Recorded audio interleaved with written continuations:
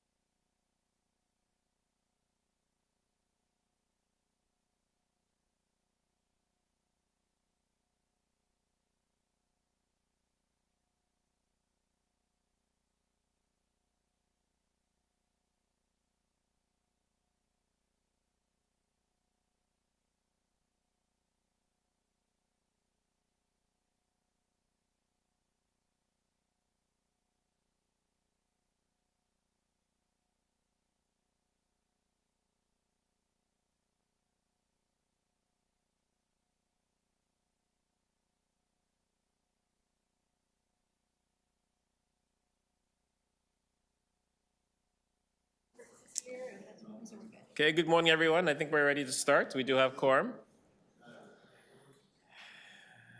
Okay.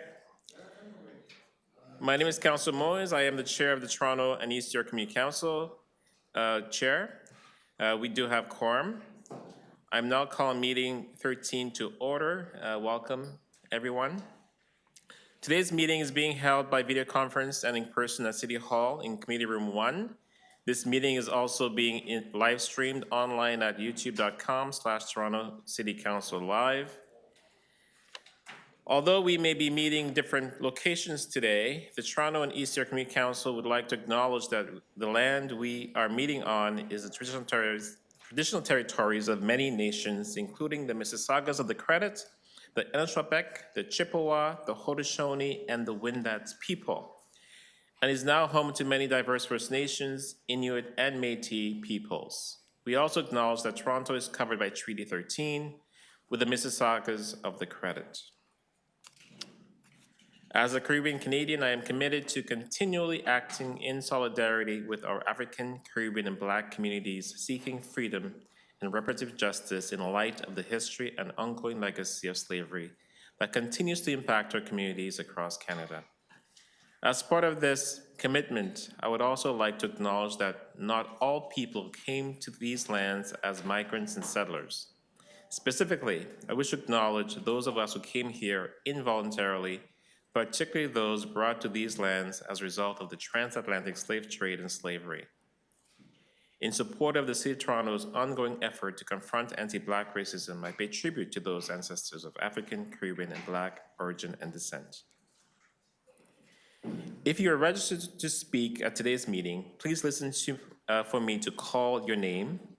I will call speakers in the order they appear on the list. The list of speakers can be viewed online by visiting Toronto and East York Community Council page at toronto.ca/council and clicking the speakers box for today's meeting. Members, the city clerk has provided all agenda materials on toronto.ca/council and on CMP, the clerk's meeting portal. Clerk's IT staff are available to members if you need help with your devices. I also want to remind you to please submit and approve your motions by email.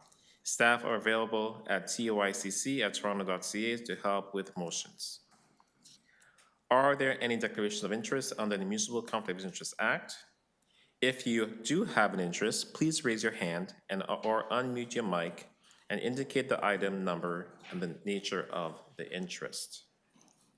Seeing none, may I have a motion to confirm the minutes from our meeting on April 3rd, 2024? Councillor Bradford. All those in favor? Opposed? Carried. Before we begin the agenda run-through, may I have a motion to add new business items TE 13.38 to TE 13.46? Councillor Sachs, can you move that? All those in favor? Opposed? Carried.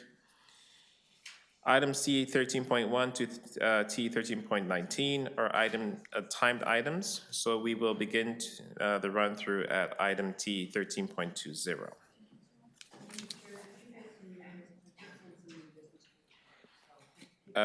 Okay, yes, we will do that after the run then. Councillor Bravo and Councillor Bradford also have a few new items as well. And Councillor Sachs.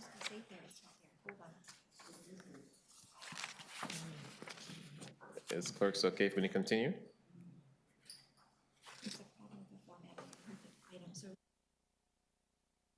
All right. So TE 13.20, changes to Business Improvement Area Board of Management.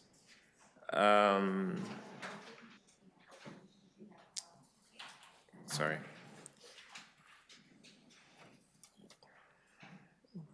Councillor Fletcher, want to move that item? All those in favor? Opposed? Carried. TE 13.21, encroachment appeal, 135 Glen Road. Councillor Sachs.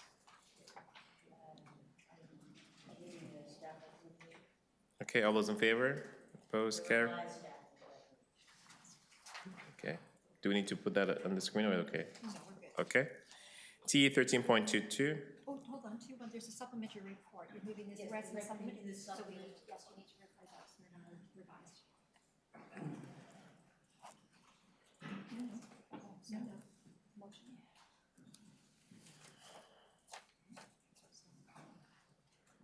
Two, one. No, not that. Here. Then. Some. Yeah. Very good. Just bear with us. One of our clerk staff called in sick, so we have a eager volunteer helping us here. So thank you so much for assisting us today. So we'll move the supplementary. All those in favor? Opposed? Carried. Do I need to move the? No, that's. Okay, that's good. Next item is TE 13.22, 399 Bathurst Street, Nassau Street Construction Staging Area. Councillor It's me. Sachs. I move the staff recommendations. Okay, all those in favor? Opposed? Carried. TE 13.23, 717 Church Street, 85, 89, 93, and 97 Collier Street, Construction Staging Area. Councillor Sachs. I move the staff recommendations. All those in favor? Opposed? Carried. TE 13.24, 1404 to 1428 Young Street Construction Staging Area. Councillor Matlow. I move the item to council without recommendations. Okay, all those in favor? Opposed? Carried. T 13.25, 24 to 260 Church Street Construction Staging Area. Time extension, and that's me. I'm going to adopt staff's recommendation. All those in favor? Opposed? Carried. T 13.26, Lombard Street, 114 to 120 Church Street and 59 Richmond Street East, Construction Staging Area. I'll move that item. Move the amendment.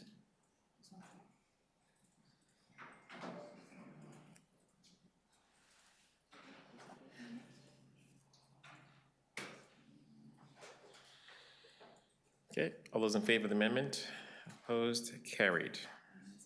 Item as amended. All those in favor? Opposed? Carried. Thank you. 1808 St. Clair Avenue West, designation of fire routes and amendment to Chapter 880 fire route. Councillor.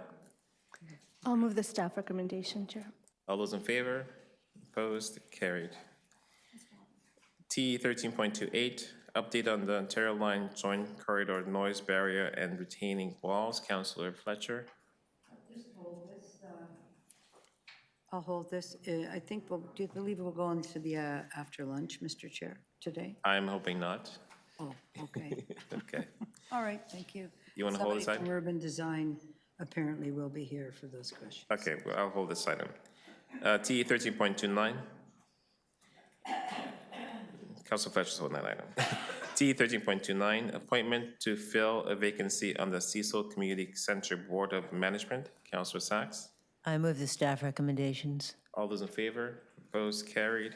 T 13.30, accessible parking spaces, May 2024.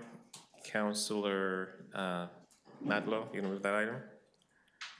Yes, I do. Yeah, all those in favor? Opposed? Carried. T 13.31, accessible parking spaces, May 2024. Counselor Matlow. I move to approve. Okay, all those in favor? Opposed? Carried. T 13.32, corridor safety review, Mortimer Avenue between Pape Avenue and Broadview Avenue. Counselor Fletcher. I'm just going to hold that. Okay. T 13.33, traffic calming speed hump Hazard Avenue. Counselor Fletcher. Move to approve. All those in favor? Opposed? Carried. T 13.34, It's deferral to the next meeting. sorry, when you defer that to? Counselor, sorry, I think she said she moved it. Yes, she moved deferral, but it's just we didn't have time to display, so I just wanted on record that she's deferring to the June meeting. 13.33? Yes. I'm installing those speed humps. Sorry about that. You're moving 13.33, right? No, I'm not, this says don't do it, but I'm going to authorize them. So is there not another motion in here to authorize? Afterwards, let's just hold it down and then we'll. Yeah, let's stand that down. Thank you. Okay. Sorry about that. T 13.3. Sorry, defer 1 month. That was the motion that you had, right? Yes, and we'll do that. Thank you okay. so much. So we'll defer item T 13.33 to the next cycle. Thank you. So all those in favor of deferral, opposed, carried. Thank you. T 13.34, public consultation on naming the new park at 70 Croatia Street. Councilor Ravel. In my letter. All those in favor? Opposed? Carried. T 13.35, Fringe Festival Lane Closure Permit. Councilor Sacks. I move the recommendations in my letter. All those in favor? Opposed? Carried. T 13.36, speed limit reduction, Inglewood Drive between St. Clair Avenue East and Welland Avenue. Councilor Sacks. I move the recommendations in my letter. All those in favor? Opposed? Carried. T 13.37, parking amendment River Street. I will move, adopt council's recommendation, my recommendation. All those in favor? Opposed? Carried. T 13.38, all-way stop control to Mayfield Avenue and Willard Avenue. Councilor, It's me.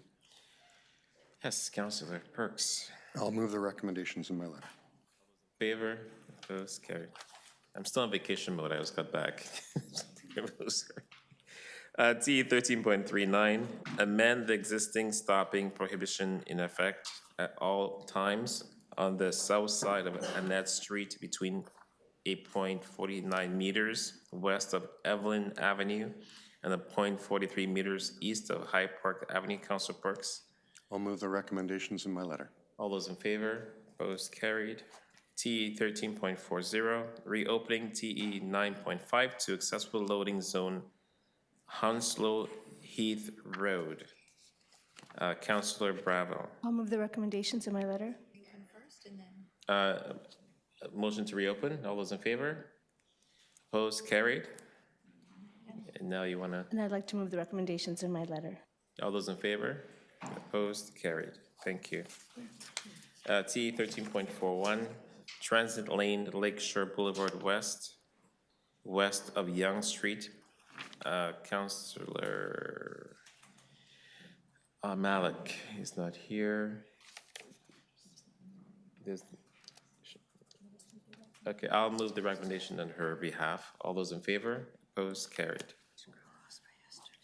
T 13.42, keeping Dundas Street streetcar moving through Chinatown, temporary adjustments to parking regulations on Dundas Street West. Councilor Sacks.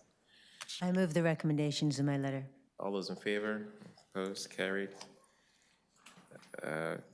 T 13.43 has speakers. T 13.44, placement of a crossing guard at the intersection of Acacia,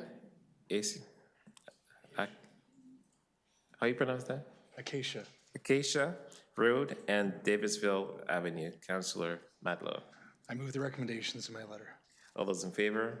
Opposed? Carried. Thank you.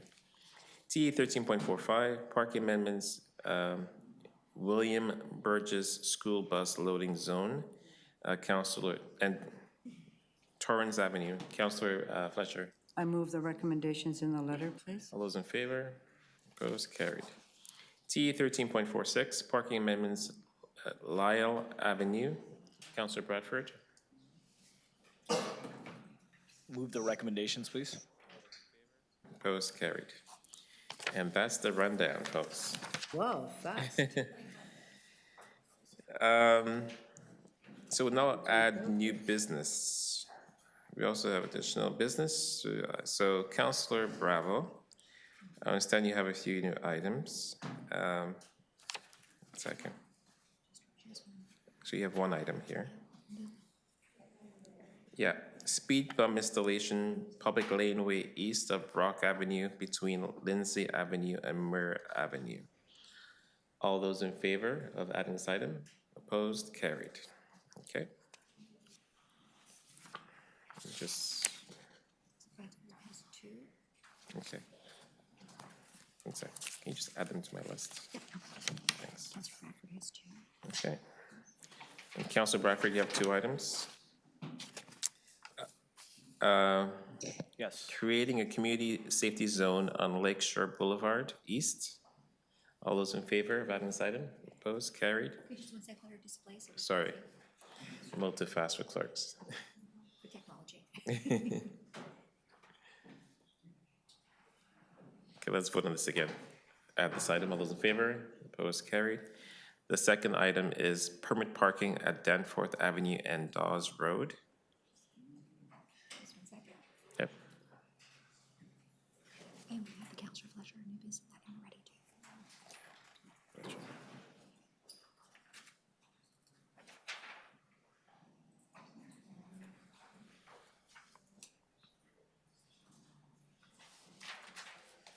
Okay, all those in favor of adding this item? Opposed? Carried. And Councillor Fletcher, I believe, has a new item as well. Thank you, Chair. One second, we're just getting it up. We're just gonna get it up. They're working on it. Oh, okay. They're gonna get it up shortly. So do you want We're me just to do gonna add it. that We're just now gonna- or later? We add it now. All right, Yeah, without, we're just adding it, that's yeah, all. there they are. Yeah, There you go. just adding that. All those in favor of adding this item? Thank you very much. Opposed? Carried. Councilor Sachs, do you have an item to add as well? Sorry, Chair, do I Trans- not have one for the cafes? You have a second item? Staff only has one. That's the only one we Okay, there may be another one coming for the Okay. Ontario line fixes. Transportation tells me that the road closure I need to do requires notice, so we'll do it at council. Okay, Thank you. okay. So we will go back to timed items. Where is my list? Here, I have Oh, the chest for one. okay, thanks. So item T 13.1, naming of an existing public lane north of St. Clair Avenue West, extending between Ricolin Avenue and Vaughan Road. Raglan. Sorry? Raglan. Raglan, thank you. Thank you, Councilor Matlow. I appreciate it. We do have, and that wasn't sarcasm, I appreciate it. We do have two speakers. We do have two speakers on this item. I'm awful with names. So the first speaker is Webby Casa.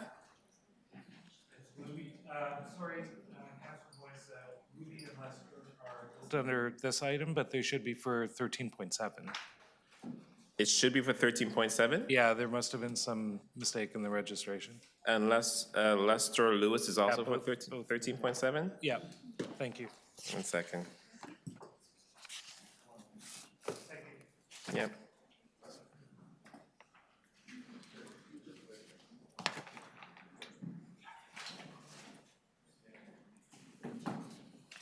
Okay. Pardon? There are no speakers on this item, 13.1, in the room? No? Okay. So, Councilor Matlow, you want to? I have a motion, if I could Okay. ask the clerk to post.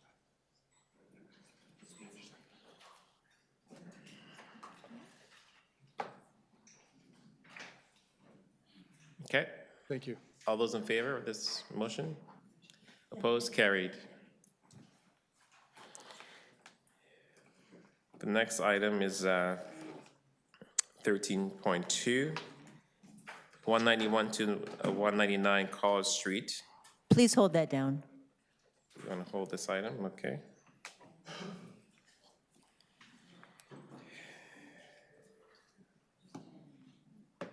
Okay, 13.3, city initialized zoning bylaw. No, we have to wait, we're not 10 o'clock yet. We have. Oh, we're not at 10 o'clock yet. Oh, my goodness. No, we got a couple minutes there to go, Counselor. Give me a second. So we could actually go to 13.43, because that is not a timed items. 4.3.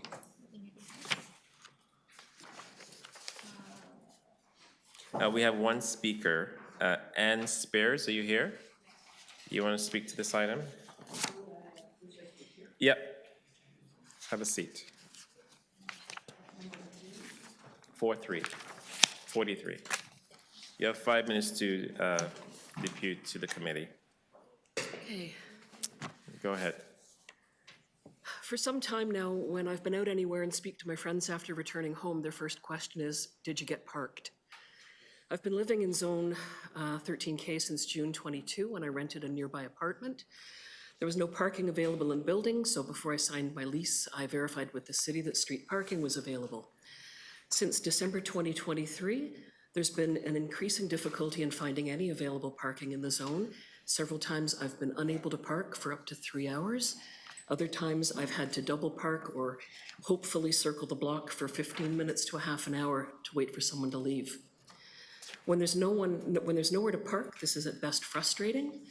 When you're forced to park slightly out of zone and receive a $50 ticket, it's infuriating, especially as the ticket is payable to the city, to which I've already paid a permit.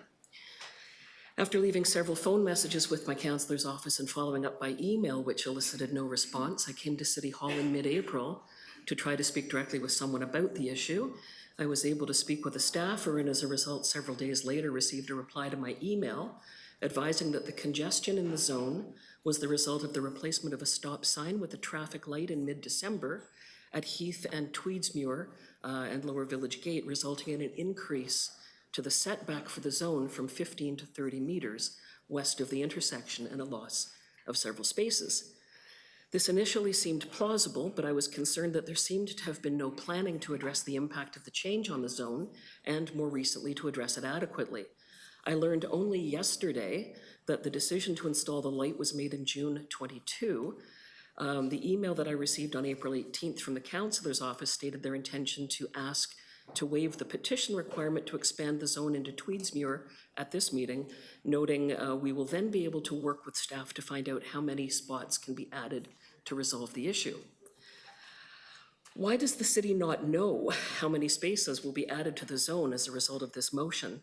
And how can the city know if the number of additional spaces resulting from this will be adequate? I'm not confident that the city assessed the need correctly, if at all.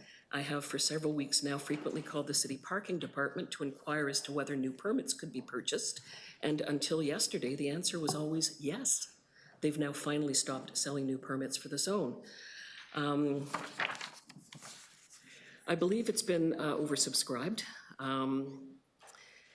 I've calculated that there are currently room for 32 cars in the zone, 18 spaces from Bathurst to Lonsmount and 14 across from the Heath subway. I can see the west section from my window, and I regularly see 19 to 20 cars there, meaning 1 or 2 are parked outside the zone, risking parking tickets. Writing this at 7:30 yesterday, there were 20 cars, and at 4 o'clock this morning, 20 cars. I've seen nothing to indicate that the boundary was actually impacted by the installation of the zone in December, the light in December. I stand to be corrected, but I don't think that the size of the zone actually changed. So I measured the various setbacks at the ends of the zone, and I've provided the councillor's office with a copy of my somewhat crude scale drawings. At the west end of the zone, at the intersection of Chichester and Bathurst, where there is a long existing stoplight, the setback is 15 meters, not 30. And at the contentious east end of the zone on Heath where it approaches Tweedsmuir and the new traffic light exists, it's not 30 meters. It's approximately 97 meters. I questioned my own measurement, but in my car with my odometer, it's exactly 0.1 kilometer. So the measurement's not off by much. I also measured the setback on the east side of Tweedsmuir, immediately south of Heath, where the new light exists and where the city is seeking to expand the parking zone. And curiously, that setback from the light is 5 meters, not 30. So what else could be contributing to the congestion in the zone? I think we need to look at accessible parking permits, but I'm short on time. What do we need? First, if a 30-meter setback is indeed what's required as part of the zone, we should be able to expand it now, because from the light to the east end of the zone, we have 73 meters from Tweedsmuir to the driveway of the condo. 30 of that would be setback, that's 43 meters of parking. There's then a driveway and another 15 meters before a curb cut, and then another 7 meters before the zone. That's 60 meters of available and badly needed parking. If it's not added to the zone, I'd like to know why it can't be done. These other measures have to wait for further approvals. That space is there now, and presumably the councillor's office believed it was already part of the zone by virtue of their response. I have other comments, but I see that's my time. Thank you for respecting the time. Any questions for the deputant? Seeing none, thank you for coming in today. Councillor,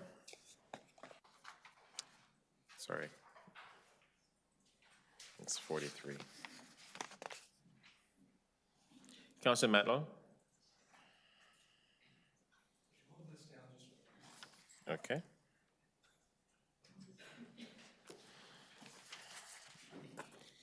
We'll go back to item T 13.3, city initialized zoning bylaw amendments, reallocating section 37 funds from certain developments within Ward 11.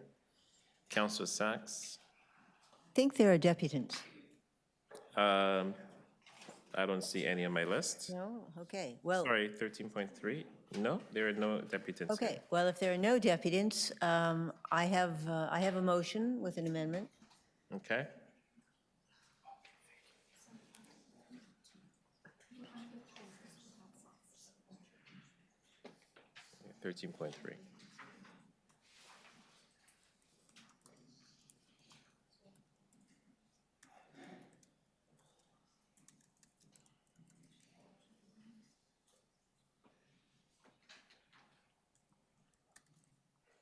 Okay. All those in favor? Opposed? Carried. Thank you. Then we have to do a motion as amended. The motion is amended. All those in favor? Opposed? Carried. Thank you. Next item is T 13.4, 1910, 1920, and 1944 Young Street, zoning bylaw amendment and rental housing demolition application. We have deputants here. David McKay, are you here? He's online. Mr. McKay, you have 5 minutes to depute. Go ahead. Yes. Good morning, Mr. Chair, members of committee. My name is David McKay. I'm a registered professional planner with MHBC representing the applicant. I'm just here to advise that we have worked diligently with city staff to come forward with this application. I'd like to thank them for all their diligence to bring this forward and resolving issues. We've also met with a number of the ratepayer associations to address a number of their comments and concerns, and we will continue to do so as we move forward through the site plan approval process to deal with landscaping and construction management issues. So with that, I'd be happy to answer any questions and would request approval as recommended by staff. Thank you. Thank you, Mr. Mackay. Any questions for the deputants? Seeing none, okay. Councillor Matlow. Item 13.4. Are we, Any other deputants in the room? Seeing none, okay.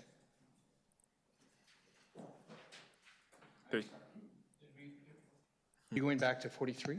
Not yet, we had 13.4. Oh, excuse me. It's okay. I just spoke with you about the other items, so I was confused. So I'm happy to approve staff recommendations. Okay, all those in favor? Opposed, carried. Councilor Matlow advised me that 13.43, we can go back to. Yeah, and I just ahead. needed a moment on that one, so I'm happy to move the recommendations. Okay, all those in favor? Opposed, carried. Awesome. T 13.5, 639 to 653 Yonge Street, official plan and zoning bylaw amendment application. That is me, and there are speakers on this item. Tom Giancos, are you here? He wants to go after Alan Heisey. Sorry, yes. Alan Heisey, you want to go first? I'll go second. Yeah, thank you. Go ahead, Mr. Tom. Sorry, Alan. Alan Heisey. Sorry. Organized? No worries. I thought I'd be second.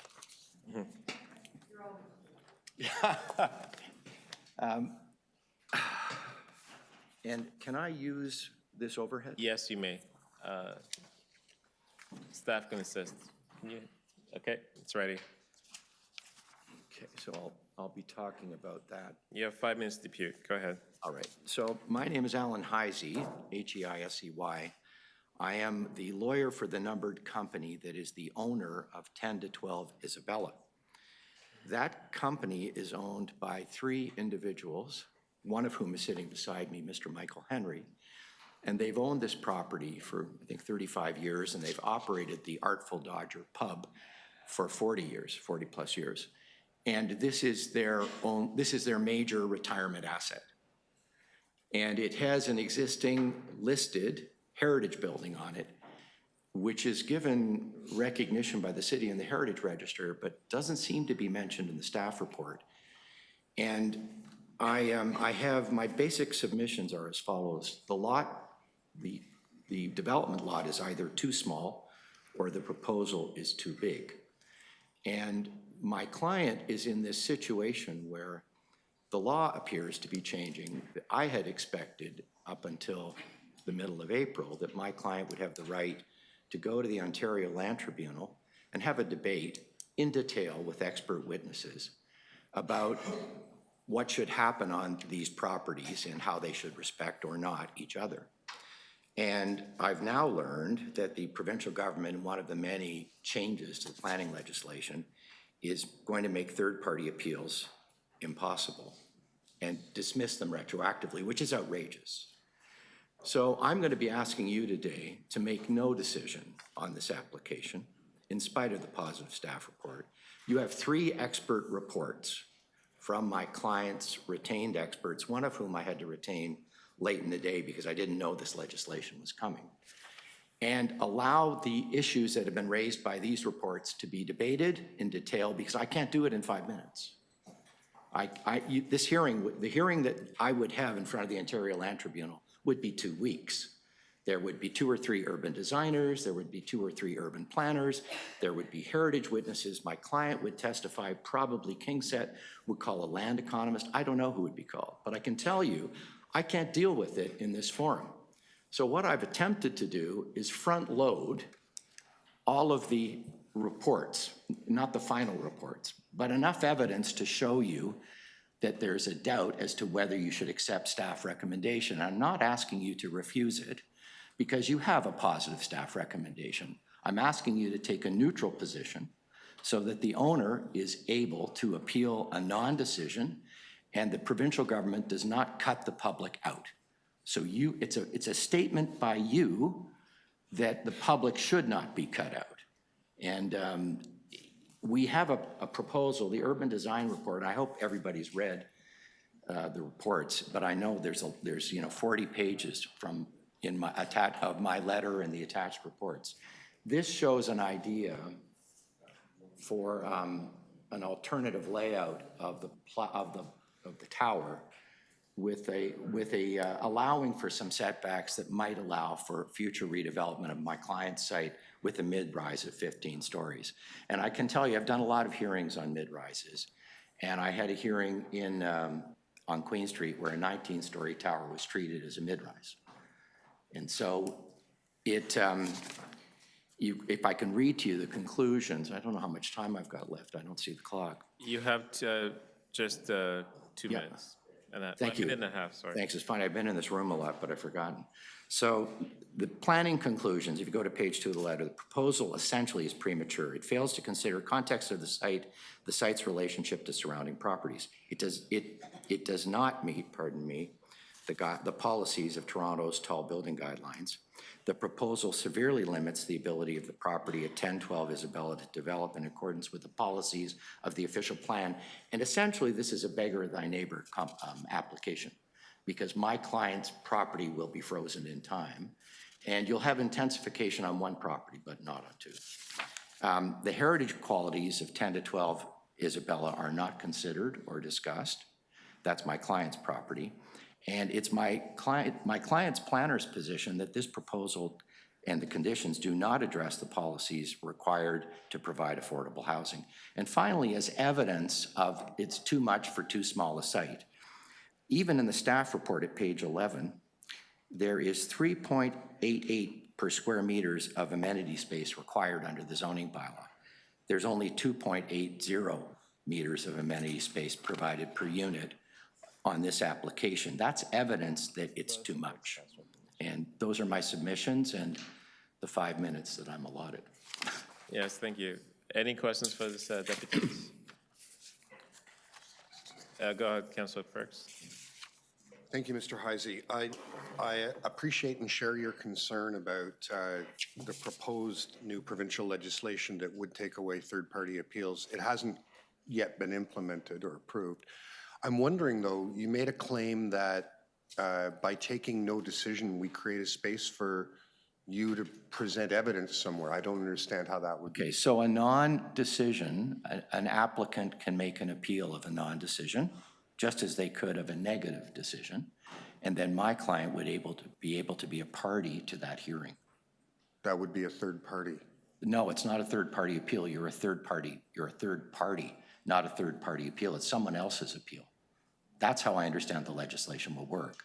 You're not cut out. If an applicant makes an appeal, oh, okay, people can participate. Look at that, I learned something. Yes, so that's how I read it. Now, of course, it'll change tomorrow because that's what's happened. It's great for my business because it's endless changes that I have to be paid for advice on, and I'm very grateful to the Fords, but I think it's not good. It's not good for landowners, my client or KingSett.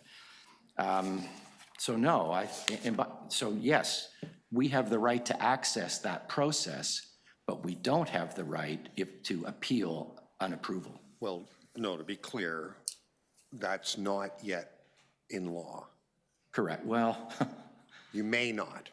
Well, you say that, but they proposed this once and backed off. Yes. And there was a lot of resistance, understandably. To have proposed it a second time tells me they're serious.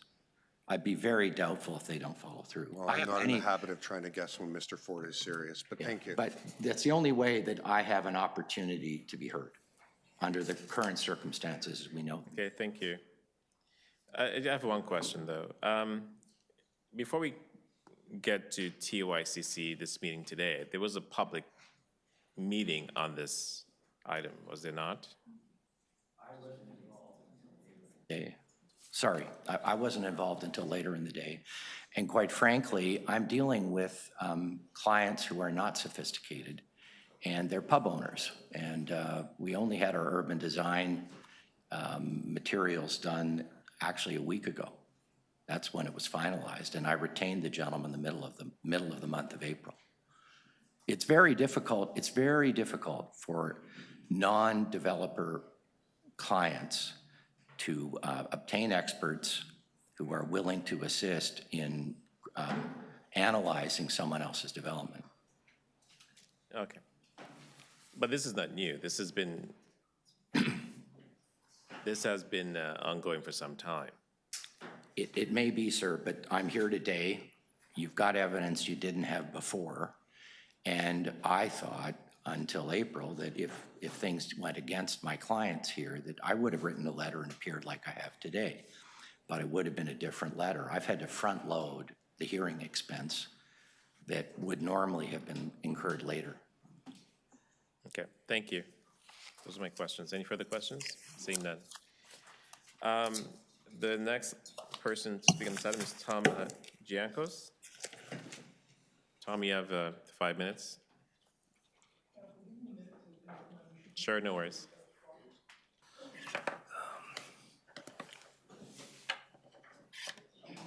Is there someone in tech that can? Yeah, can Tech please come and help? Yes. Can you connect this guy? Sorry, 1 second. Thank you. We're at number 5. Number 5. Yep. Thanks so much. Nope. Yeah. Thank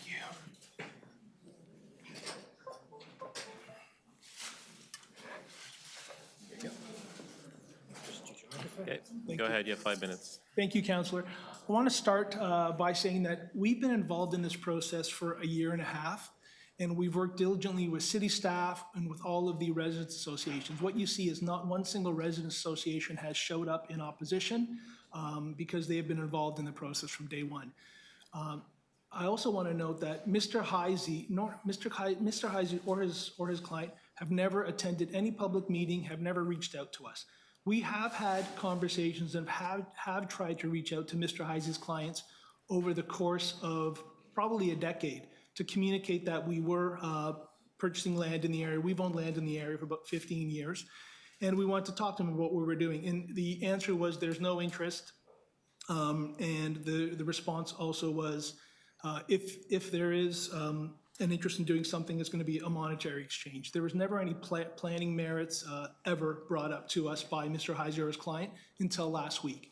I did have a conversation with Mr. Heisey last week. It was a telephone conversation, and I was told by Mr. Heisey that that conversation would only occur on a without prejudice basis, so I can't advise on what was discussed, but I can advise it was primarily regarding financial, any potential financial benefit of his client. And Okay, sir, you've had your 5 minutes. Allow. so Go ahead, Mr. Yanko. that was the conversation. Then what I offered to Mr. Heisey, I said, can we meet with your clients? We can discuss what we're doing and how his site can potentially develop or not develop. And what you have here is you have our development shown, and it's an L-shaped development. And then 10 to 12 Isabella is a heritage building. It has frontage on Isabella. It has 12 meters of frontage. It is surrounded by, it has a private lane to the west and a private lane to the east. There's no access to Mr. Heisey's client's property. So what I communicate to Mr. Heisey is that property really cannot develop because it's heritage and there's no access. You can't access the site, you can't service the site, etc. And that was the conversation that we had. So again, we've gone through a process that's been a year and a half. It was done in consultation with planning staff. We have a positive staff report. We've worked with staff on numerous applications. And I apologize for bringing that up, but I've never been in this situation before, and I want to be as transparent as possible. And I want to address Mr. Heisey, but again, without referencing the specifics of our conversation, because I was asked not to, and I respect that, Mr. Heisey.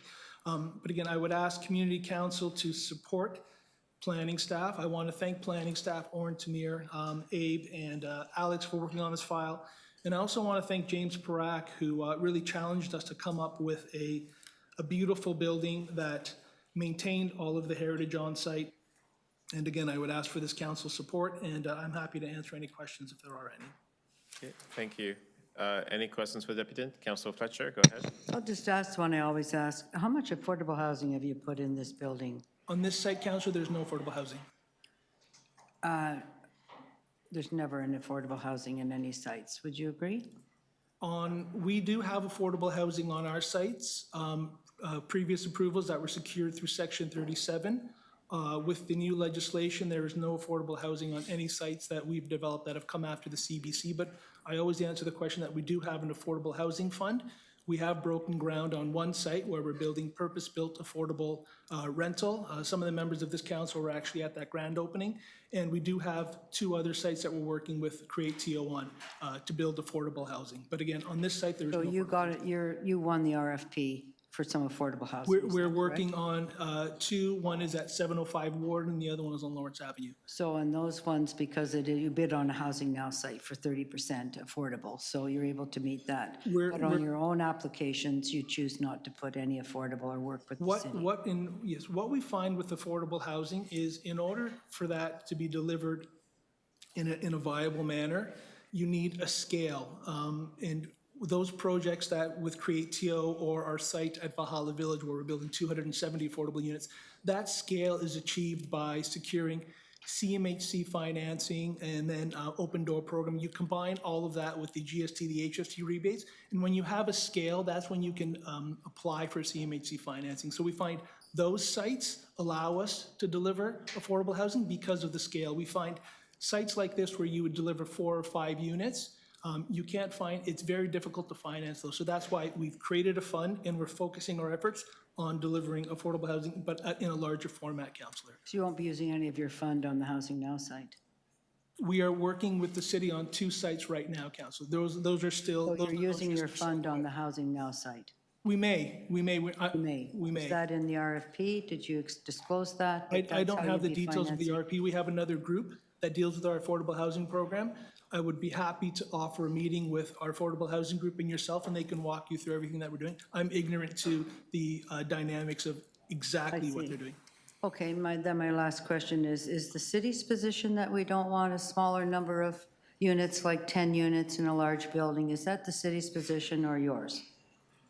I'm not stating that that's my position. I'm stating, your question was, have we provided affordable housing? Yes, and you said it was sites? because you didn't find that to be a good way to build it, and that's, your company doesn't feel that. So I'm just asking if you know if the city also thinks that it's better to have a larger scale, or the city is also trying to get small numbers of units wherever anything's built. In our dealings with the city, specifically on those larger sites that I mentioned, like 705 Warden, the city is looking Well, that's to not the build city. affordable That's housing Create in TO. scale. That's Create TO. That's not the city. I'm asking you on these smaller ones where there might be an opportunity. Is it the city's position? Is it the housing secretary's position that they would rather not have any affordable units of a smaller scale in a building? If you're asking me for specific policy direction that's enforced, I can't speak to Okay, that. I'll ask staff. Thank you.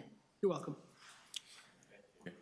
I have one question. So your property is at 639 to 653 Yonge Street. Is that part of the transit corridor? Yes, Councillor. Okay. Okay.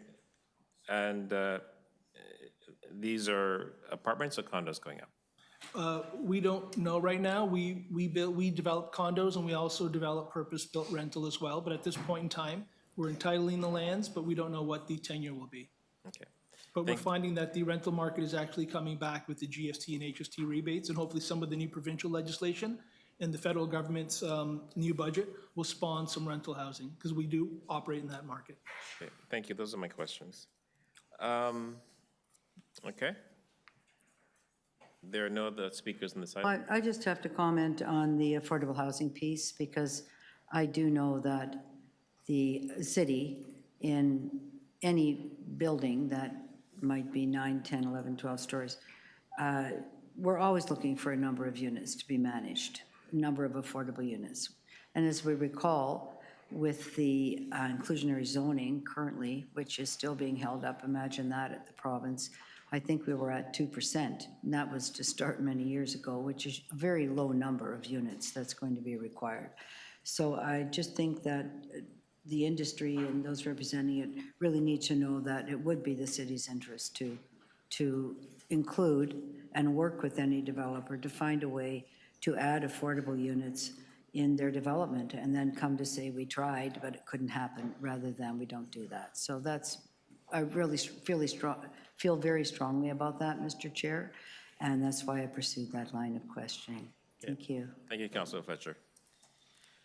On the item, I am going to move staff's recommendations. All those in favor? Opposed? Carried. Thank you. The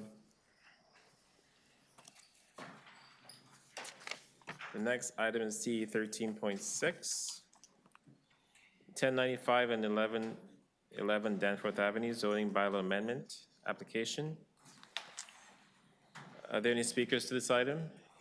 Seeing none, Councilor Fletcher. Yes, I will move that. That's both of these, 6 and 7, will be should be actually held together. It's part of the same development built by the same developer. But just to say that on this one, between now and council, I may be able to bring forward some very good news about the French Theatre in Toronto finding a home at this location.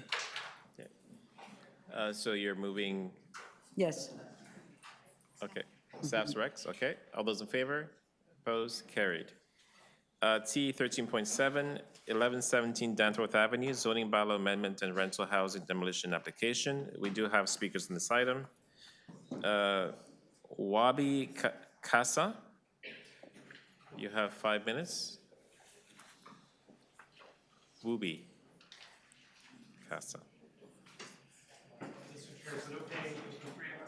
Lincoln Mainstay go together? Might change. Absolutely. Okay, thank you. You have 5 minutes. Can you just say your names for the clerks, please, so we could record it? Ube Casa. Members?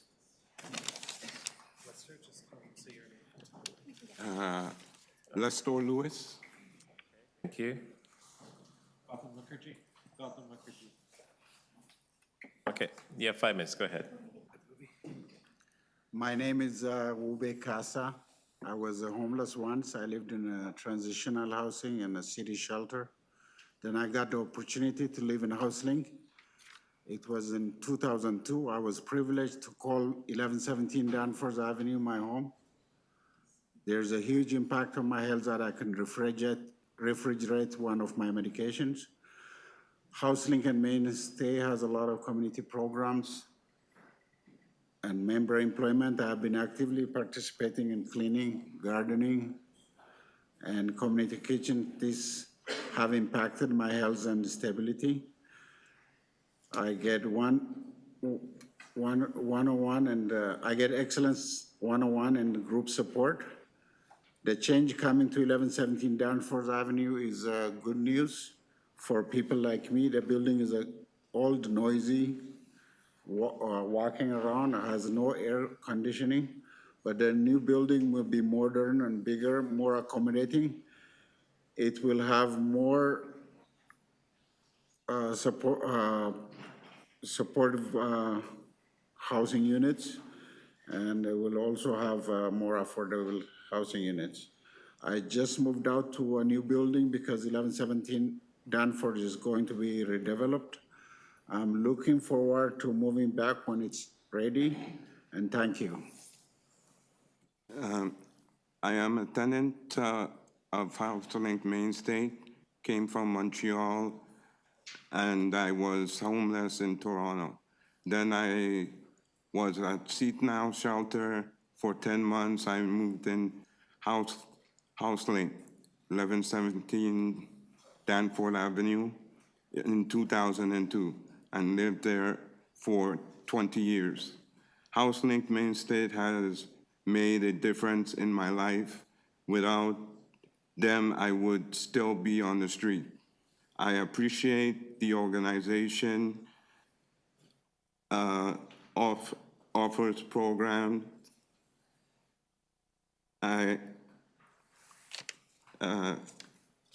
I participate in many of the programs. I know other housing organizations don't have programs to help people with mental health issues, and you can feel isolated. Without support of HouseLink Mainstay, I was able to get a job and feel safer and comfortable. We need more supportive housing. I would be happy to live at the 1117 Danforth when the building is ready to live in. I am happy that it is going to be bigger because many means that there will be more staff in the building. Thank you.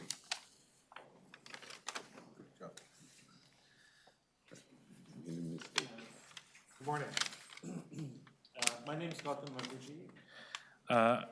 Am I on? There we go. Hi, I'm Gautam Mukherjee, members of the committee. I'm the Executive Director of HouseLink and Mainstay Community Housing. We're the owner of 1117 Danforth, and we're very committed to and excited about this project. Thanks, Lester and Wooby, for going first. I think they sort of told the whole story. I think the fact that Lester and Wooby are supportive of the project and would like to move back in when it's done sort of is all the testimony that we need. But I'll just say a few words about the process. Our current building at 1117 is about 100 years old. It's worn down and lacks some of the critical features we talked about, like accessibility and air conditioning. The redevelopment of the core project next door has presented a unique opportunity for us to redevelop our property. We're proposing to quadruple the number of rental units at 1117. Where the current building consists only of studios and one-bedroom units, the new building will include a range of suite types up to 3 bedrooms, resulting in a more diverse and inclusive community than what we have there right now. In addition, the new building will provide tenants living on moderate and very low incomes with units that are finished exactly the same way as the market rate units. And I will say that it would be a privilege for anyone to be neighbors with Wooby and Lestor. Our tenants have told us this is exactly the type of housing they want. Based on their feedback and that of other stakeholders, we developed a 10-year housing development strategy years ago that prioritized creating communities exactly like this one, with the mix as a priority. This development is a significant step forward in achieving our goals. I'm almost done. Sorry, Councillor Moise, Mr. Chair. Yeah, I'll go. I'll keep going. Okay, all right. Oh, okay, I should bring out the 4th page. Prior to and during construction, we have a plan to support the current tenants at 1117. We've been actively working with them. Wooby just moved last week, and we will support them to move temporarily to self-contained units within our large portfolio. While having to move is disruptive, our tenants are thrilled they will be able to move back when we're done, and also to move back without a change in their rent. I just want to say thank you to our champion, Councillor Fletcher, and that this project was named in the Generational Transformation Report as a project that could be a pilot for sustainable, nonprofit, mixed-income housing. And we see that potential for replication, and we're eager to share our experience as this project goes ahead. At HouseLink and Mainstay, we are focused on doing what we can to address the need for deeply affordable housing in Toronto, and we're keen to work in collaboration with the city to create more homes for those who need them the most. Thank you for your time and consideration this morning. I hope that you will approve the zoning bylaw amendment and the rental demolition application so that this exciting project can move forward. Thank you. Thank you so much for that. I'm sure Councilor Fletcher has questions. I just want to delve into a tiny little bit, and thank you very much for all of you for coming today. It's great to meet you. That because the building is right beside a development site, that allowed us to put the two together. And you have all of fundraising and open door and everything else for the building. But the developer will actually build their building and your building, which will make that much easier to accomplish, correct? Yeah, that's correct, Councillor Fletcher. I will just add one thing that's important for us is that we're going to retain ownership of this. Oh, yes. Yeah, No, it's basically design build for you. correct. Yeah, our land, and they're going to Your take care land, of the You're development. building it, but it's yours. Yeah, So yes, it's, you own the site now, you'll own it later. You're just having, it's basically you're hiring a developer to do the building, but it's easy because. we get to take advantage, that's right. And there are some economies of scale for that that are great for a nonprofit, right? Agreed, yeah. Just expertise-wise and everything else, so that's great. And the tenure, 25 years, is there a reason why the 27 units are only in there for 25 years? I'm actually not sure. As you know, we're going to do this forever, so. Yeah, because you're building your unit, so between now and council, you're okay if we figure out some of those longer tenures, if that's possible? Yeah. Yep, yeah, for sure. Thank you. Wonderful. Thank you so much. Any other questions? Ask the two deputants, what is it that you like living on the Danforth? There's a lot going on there, right? It's just a good place to live and you'd like to move back there? For me, I lived there for a while. There's a mix of the community. There's a lot of activities. It's within a walking distance of a train station, and then within a walking distance of all other, like East York Community Center or the beaches, stuff like that. And then you won't be living beside a funeral home anymore, so that's, For me, there's a benefit. well, you got life on the other side, the daycare, right? The daycare life on the other side. Okay, thank you so much. There's a question. No, I just want to say thank you so much for coming, and your words are very impactful, and we're really, I'm really excited to learn more about how this project has come to fruition, because I agree with you, Mr. Mukherjee, that it's actually a good template for the rest of the city. Thank you. Yeah. Thank you again for coming in and sharing your testimonial. We do have more speakers on this item. Susan McMurray, are you here? Okay. You have 5 minutes to present to the committee.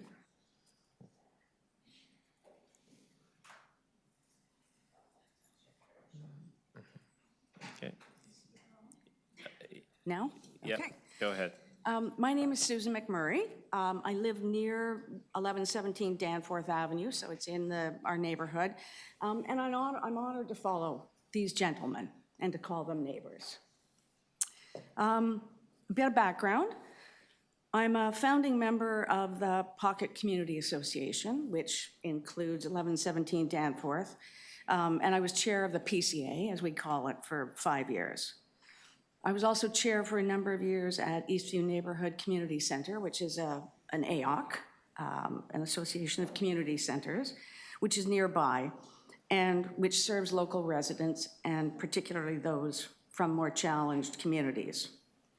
That's by way of background. I speak today as an individual, but with the knowledge, experience, and relationships in the community, and I speak in support of the development at 1117 Danforth. The current supportive housing building there, with its 27 units run by HouseLink and Mainstay, has been a good neighbor for years. I've lived in the neighborhood for 26 years, and with my connections to community members, as I've discussed. I can honestly say I haven't heard a negative word said about the complex and the residents. You know, when you walk along Danforth, you can see people caring for the building, putting things out on, on garbage day, et cetera. So updating the housing for these 27 households to our current standards is simply the right thing to do. And adding more affordable housing units, whether supportive housing or simply providing more homes within Toronto for people who can't afford the skyrocketing rents, is also simply the right thing to do.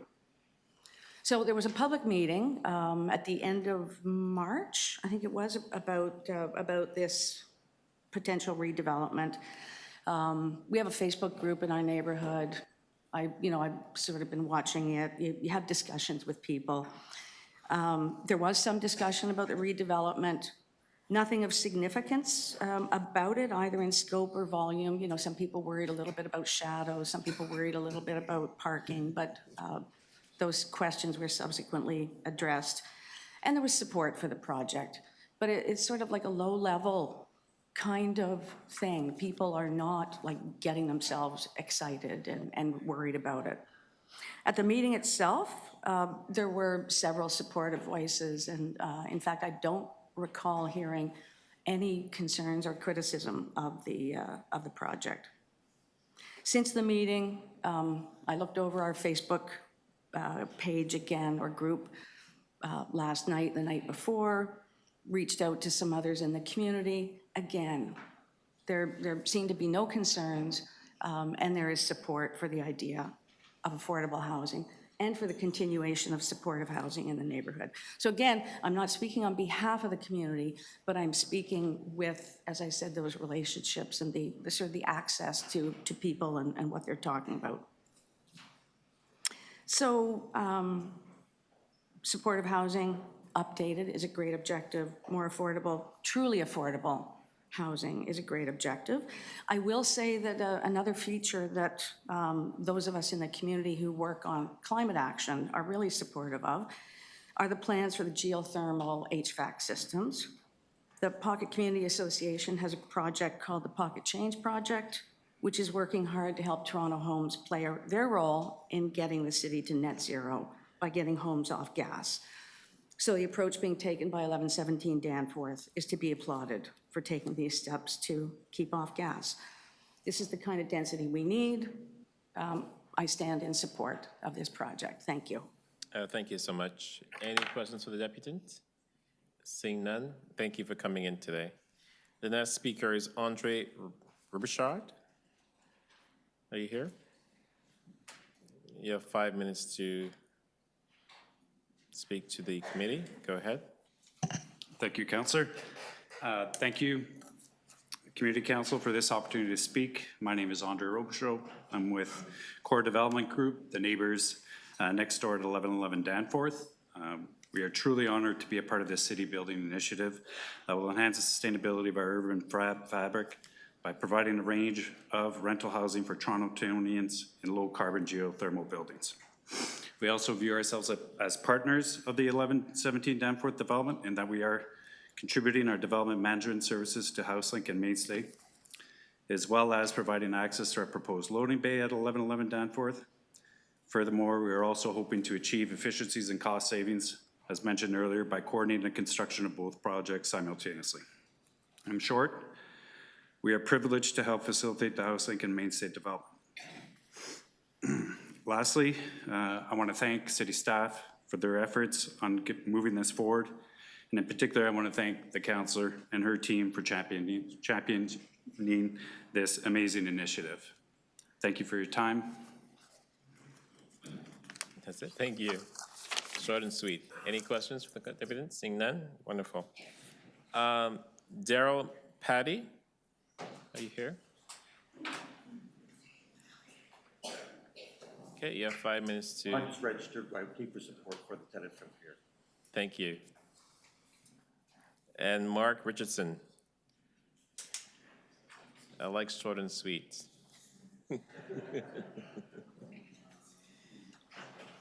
I will try to maintain that pace for you then. Thank you.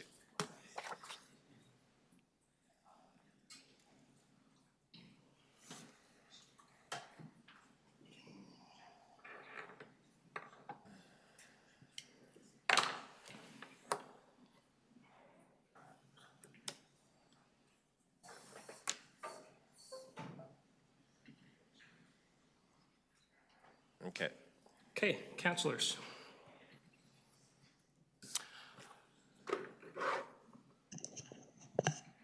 Councillors, my name is Mark Richardson. I'm a volunteer with Housing Now TO.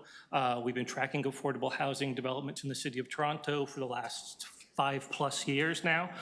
We want to speak out in strong support of this development at 117 Danforth, a really good redevelopment, a partnership between a not-for-profit supportive housing provider and the private developer next door.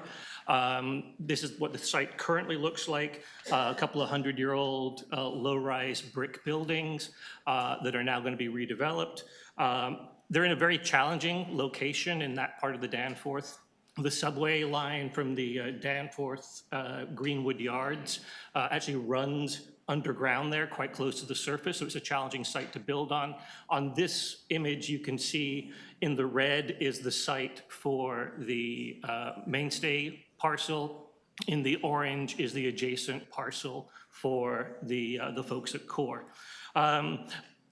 This was sort of a challenge in how do you explain this to the neighbors. This is the sign that was put up on the street, and it only shows the slice of the building that belongs to HouseLink rather than showing the whole building. I understand that's because the applications were split into two applications, but it was very difficult for neighbors just walking by on the street to understand. So there might be something that you want to do in the future to put a second image in or put something in and make it easier for people to understand that you're actually co-building, you're not building this standalone wedge.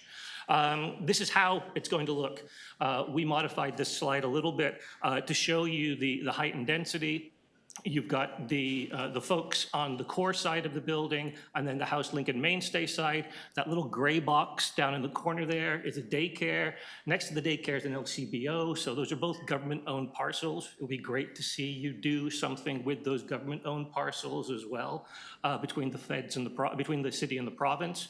The beer store on the corner has already been redeveloped, so we'd like to see this whole block fill out with that kind of development.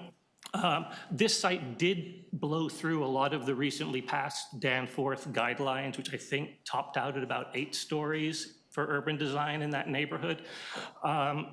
If we want to create affordable housing at speed and at scale, a lot of those guidelines, including the ones that have only recently been passed by this council, will need to be reassessed for current market conditions. This is a great example. We would encourage councilors all over the city, if you've got a not-for-profit with a small parcel of land or a small building that needs to be redeveloped on a main street like the Danforth, to see who the neighboring landowners are, do these kinds of co-build initiatives. We may get some complaints about there being a pour door on this site, but it's not a pour door. It's 2 separate buildings that just happen to be being built beside one another. Taking that 100-year-old building, not having to do the heritage retention on that old 100-year-old brick building, made this viable and possible for the not-for-profit. Be really careful throwing heritage designations on buildings that are owned by not-for-profit operators. As always, we're happy to talk about affordable housing and how you can achieve it at speed and at scale. We're very supportive of this project, and we'd like to thank both HouseLink and Core for coming together on this very innovative solution to our affordable housing challenges here in Toronto. Thank you. Thank you, Mark. Any questions for the applicants? Seeing none, thank you. And Councillor Fletcher? Chair, and I'm really happy and proud to be able to put this before you today. I really do have to thank our staff, Carly Bowman, and the Housing Secretariat, and our new DCM of Development and Growth. I just looked it up, and 1 year ago, we started talking about doing this, making sure that the housing that sat beside a large new development could assist in rebuilding the affordable housing. This is the second time that I've been able to do this. The other is the Riverdale Co-op with Streetcar. It does really require a solid not-for-profit like HouseLink Mainstay and a very amenable developer like Core to be able to have this work. And there's tremendous benefits for it in assisting the nonprofit in building 100 new units, which they don't do too often because of the expertise of the developer that comes alongside of it. As Mr. Mukherjee pointed out, yes, they will own this site, they will own this building, they will own everything, but a lot of the pain in getting it to completion will be the developer pain because they will be actually building the building. And they have assisted with all the design, many of the pieces, loading and everything else is done jointly. So it really is a great way to think about organizing. And I was very happy to bring, I don't think Mr. Richardson knows that, but to bring these two parties to the altar, to bring HouseLink and Mainstay along with CORE together to achieve this. And HouseLink many years ago had wanted to rebuild and couldn't, because planning said, can't do this, can't do that. That was probably 10 or 15 years ago, because it's a very small building. You saw the picture. There's no elevator. There's a walk-up 4 stories. People are getting older. This will bring an elevator and many other preferred options into the building. So it's not possible without the building next door to do this. And it is a very large building. Both are a bit large in order to accommodate the affordable housing. And it does break the Danforth planning study in that area, but it was the city, you yourselves have voted on for official plan amendments for the site next door, which would be to achieve density that would allow this affordable housing to be built alongside of it. So across the street, of course, is Toronto Community Housing Seniors Building, which is 14 or more stories high, so it won't look too odd on this part of the Danforth. It's a very exciting opportunity. I think that it's been great to work with our planning staff, our housing staff, and our top leadership in the city to put this together to see how this will work. And I'm pretty sure it's going to work really well. So in the generational housing plan, I did add this section, which is to look at all of our nonprofits, make sure when there's anything being built contiguous with that we can look to maximizing redevelopment, bringing on new buildings, bringing on new affordable, because this building, as you heard, will replace the existing 27 RGI supportive units. It will add many more affordable units of a whole scale of affordability, and there will also be some market units there. So I think I can't wait to get this started, and let's just have a recorded vote on that unless somebody else wishes to speak. Okay, recorded vote on the item. All those in favor? Councillor Moyes, Deputy Mayor Malik, Councillor Bradford, Councillor Bravo, Councillor Fletcher, Councillor Sachs, Councillor Perks, and Councillor Matlow. That's unanimous. Thank you. Congratulations, everyone. The next item, Councillor Fletcher. Okay. Okay. I was going to add a new business, which is yours, but okay. Okay, I'll be back. Okay, we'll move on to the next item. T 13.8, Gerrard Street East zoning bylaw amendment application. We do have 3 speakers on this item. James Johnson, are you here? Okay, Mr. Johnson, you have 5 minutes to depute before the committee.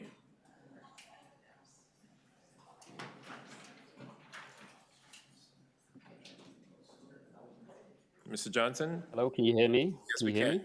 Yes, we can. Go ahead. Apologies about this. I'm just trying to get this online. Okay. Hi, my name is James Johnson. I would like to outline my concerns for the proposed building at 1400 Gerrard Street.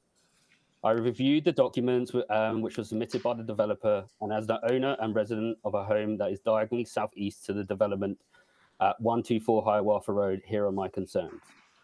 First of all is laneway and traffic.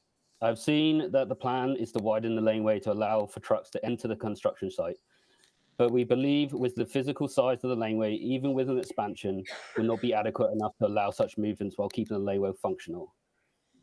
You can barely fit a single car down the laneway, and a truck moving in and out of that laneway will cause traffic issues, and more worryingly, potentially damage people's property, including our garage. I have also reviewed the traffic report submitted by the developers, and the report is limited to 3 hours and conducted at times which are not consistent with the busiest times of our area. These times include the school run in the morning and again at 3 till 4 p.m. and the neighbours returning from work at 6 till 7 p.m. or later, none of which is covered in the report. Interestingly, this report has gone missing since I highlighted this as an issue to the developer last year, and renewed documents have been submitted. Not sure why that happened, but over 100 pages worth of details have been removed, including the traffic report. This is concerning as this level of detail is what we need to hold the developers accountable to the impact on the local area. And it also further confuses me on what the plan for the site will be. My other concern about the laneway is our ability to exit our garage on a regular basis during the construction times.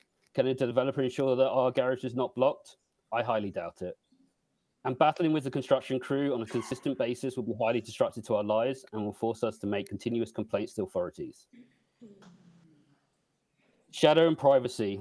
Our major point of concern would be our privacy and the shadow created by such a large building being constructed next to our house.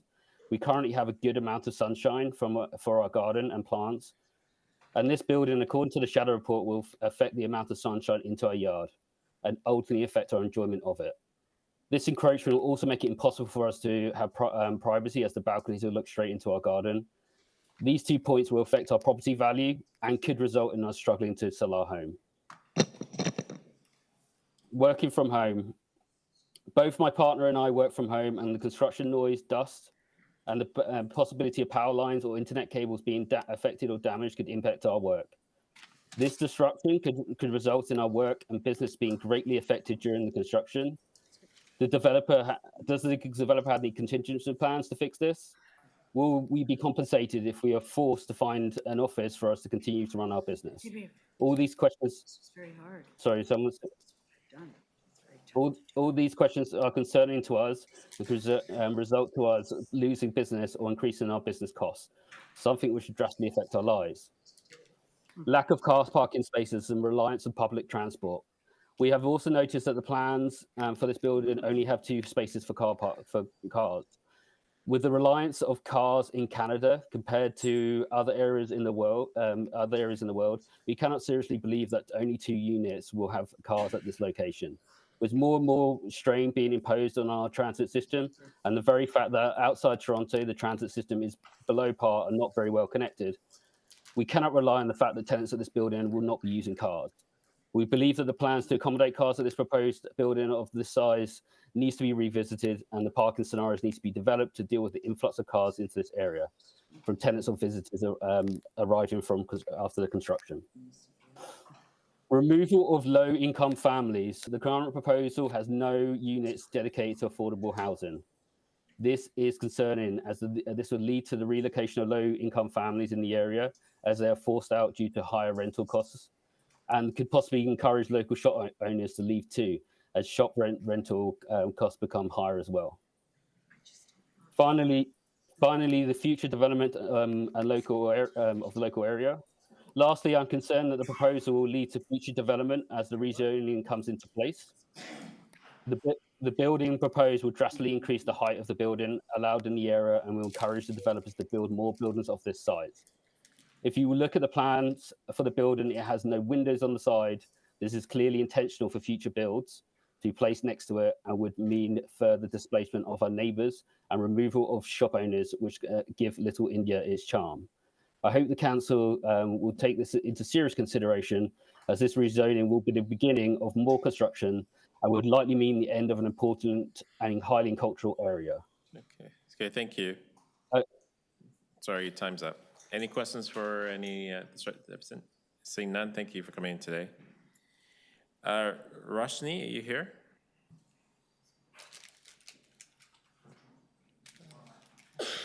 Roshni, you have 5 minutes to be before the committee. Pardon? Are you here? Hi there, yes, I am. I was just getting unmuted. Thank you. Thank you. You have 5 minutes. Go ahead. I'm sorry. Thank you. To the esteemed council members, my name is Roshni Wajai Sinha. Oh, you can't see me, sorry. We can hear you though. You see me now? Here we go. My name is Roshni Wajai Sinha, and I'm the owner and resident of 124 Hiawatha Road. Our home is less than 100 meters away from the proposed building and zoning change, and I've attended the first city consultation and read through the plan. I have several concerns. 1, construction noise. The noise of constructing such a large building so close to our home will make it almost impossible for me to continue my consulting practice, which is my main source of income if it is during 9 a.m. to 6 p.m. on weekdays. I run my small business from my office, the loft, and the majority of the work occurs on video calls that require us to be able to hear each other clearly. My partner also works from home and requires the ability to make video calls and focus. This noise will be very disruptive to our lives and our ability to make our livelihood, ultimately paying for our mortgage and bills. If we have to relocate to continue work, this will be an additional cost and burden for us, in addition to any work or income lost from this disruption. Regarding the laneway traffic, the traffic report claimed that there were less than 5 cars that use the laneway per day, which is highly inaccurate as there are more cars than that during rush hours and school times. Having large trucks through this laneway will not only cause worse traffic for those who need it to exit their properties, but also for the school children and who use the laneway to come to and from school. Closing this laneway to expand it will also impede our ability to out of our garage and use our car. We need to be able to enter and exit freely, and we might not have the luxury of waiting if trucks block our driveway. If the 26 bike spaces are taken, there'll also be an increase in bike traffic in the laneway. With our garage backing into the laneway, this could be very dangerous and cause us issues on exiting our garage. With such a narrow laneway, any trucks turning could also damage our property, and we've already experienced damage from cars backing onto our garage. And so trucks with limited visibility might also make this a real problem. The new changing of zoning laws for a building this big require the building to be so tall, according to shadow reports, it casts a shadow on our backyard and property, limiting our access to sunshine for plants, vitamin D for our health, our enjoyment, but also our property value. The units and balconies will also overlook our backyard, removing all of our privacy and also reduce our enjoyment of our yard. There have been no proactive talks about this impact on us or our neighbors, and we've not been engaged at all as members of the direct community. Finally, preservation of the Little Indian culture area. Changing the zoning laws and building this building will make the Little India cultural area on Gerrard Street vulnerable to being wiped out for larger buildings and driving the residents further away from Toronto due to rent affordability. As a child, and like many immigrants of Southeastern descent, I came to this area to get a chance to experience part of my culture, from food, clothing, and groceries we could all take home. That multiculturalism is really what drew my family to Toronto in the first place. Changing the zoning law would invite more buildings to pay out homeowners and kick out the local stores and tenants in favor of higher rents and profits. Displacing the local Indian community and replacing it with a painting of an elephant and a store like Tim Hortons, which is depicted on the developer's mock-ups, and potentially starting to build more buildings by changing zoning laws to replace it hardly seems respectful of my culture or our culture in Canada, or a fair offset. Finally, living less than 100 meters away from the proposed zoning change in property, we never received even one notice in the mail or at our home regarding this current meeting, nor was it properly advertised on the signage. There was a date, but not even a time. It was difficult for us to find out more information about this meeting, and we had to proactively hunt down more information. What kind of community consultation is this if the local neighborhood is not even informed properly about this meetings? It's no wonder hardly anyone from our community has come, because they didn't know how to engage or what time this meeting was. Overall, I appreciate the time and listening to my constituents, and I hope the council takes the zoning change proposition seriously, consideration of not only the impact it has on us local residents, the neighbors, but also the entire area of Little India. Sincerely, Russian.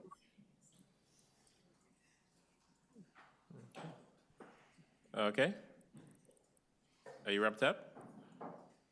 Yes, thank you. Thank you. Any questions for the deputant?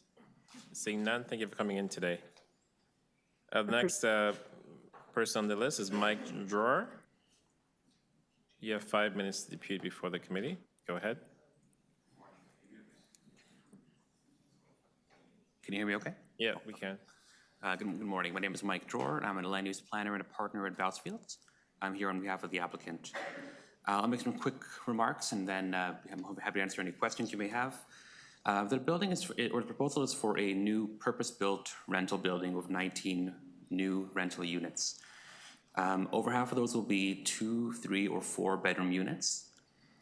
There will also be 2 retail units at Grain, and all of us will be located in a modest 7-story building that has been designed to creatively respond to a tight site of only 9 meters of frontage, and do this along one of the city's identified avenues, exactly where this sort of development is anticipated and encouraged. To just quickly respond to some of the issues raised by Mr. Johnson and Ms., I apologize for mispronouncing her name, but Wijayasina. There will be a detailed construction management plan provided at a site plan stage. That's anticipated, and the applicant is fully on board of providing that and having it reviewed by the city. There will be any sort of any disruption on the site if any redevelopment were to take place, even an as-of-right development, and therefore, and a 7-story building will not have any significant additional construction impacts. There will be very minor shadow impacts from the development. The building has been designed to generally comply with the mid-rise guidelines, and there will be shadow impact at the equinoxes on 2 units, 2 houses at the rear, including the one owned by Mr. Johnson and Ms. Wijayasnya.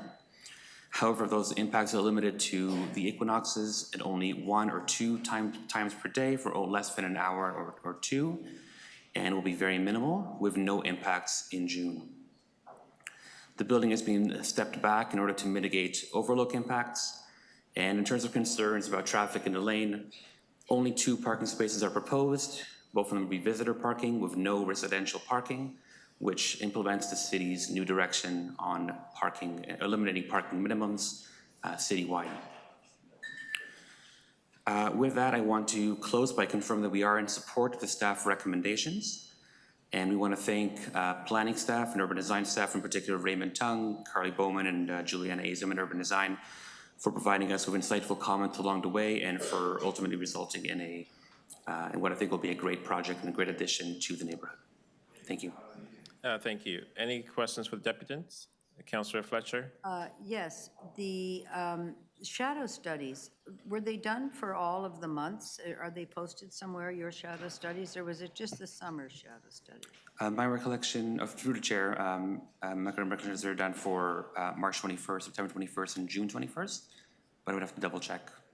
March 21st? For the 2 equinoxes and for June 21st. I don't recall them being done for the winter, but they would not typically be required for the winter unless there's shadow impacts on parks.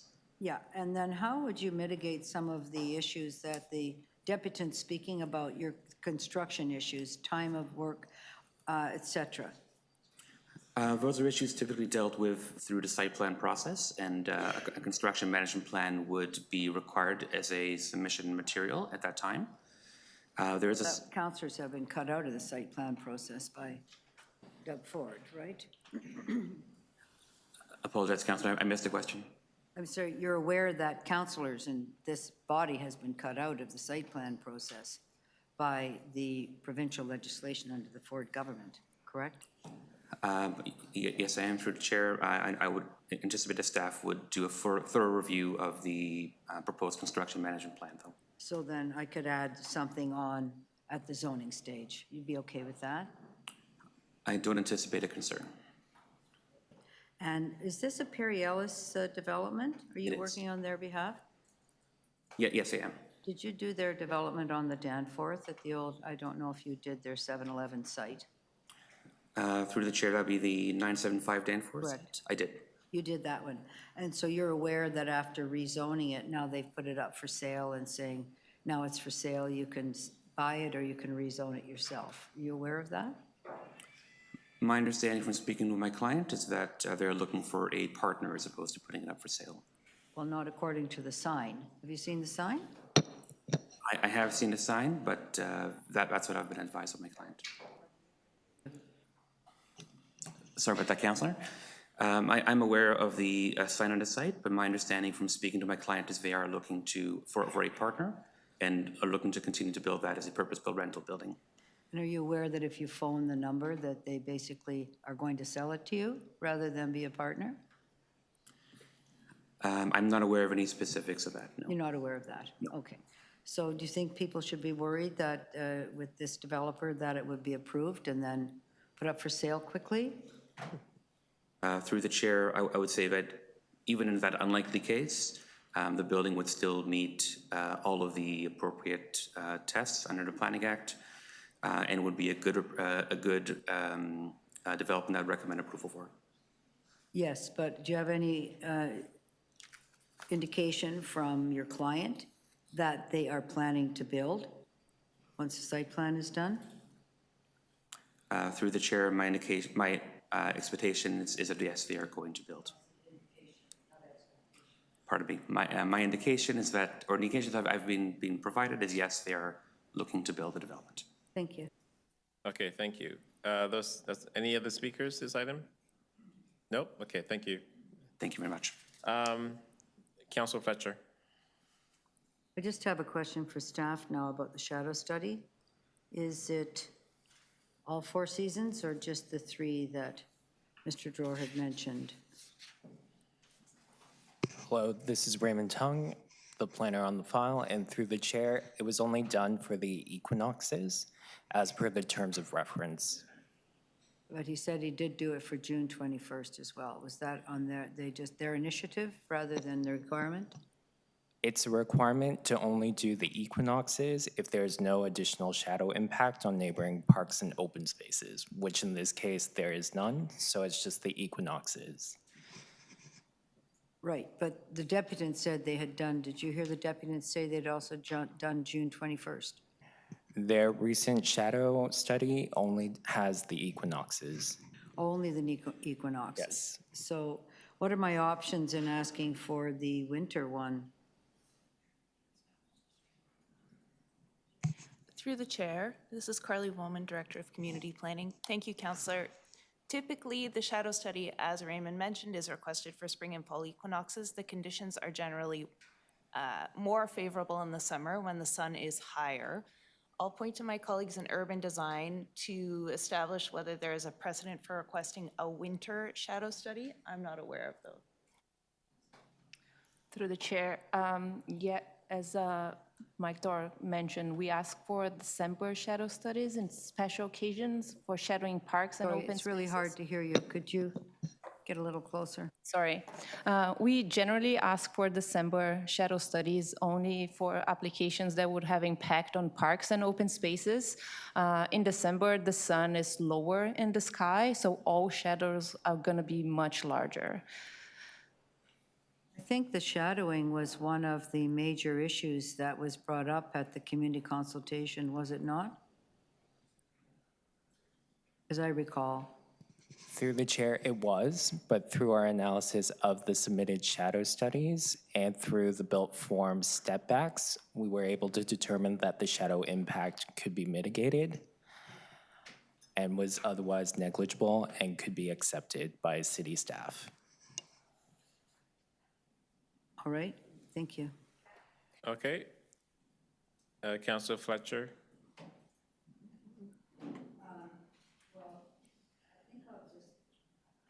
I think I'll just send this without recommendation, please, because I do want to see that winter. Shadows were really, and we've heard the deputant, we've heard from a number of deputants now about the shadows. And I would have thought, and I appreciate the fact that Mr. Dror did the summer. I believe he said he'd done 2 equinoxes and June 21st. But I think it would be helpful to everybody to see the impact of the winter if there is any actual impact.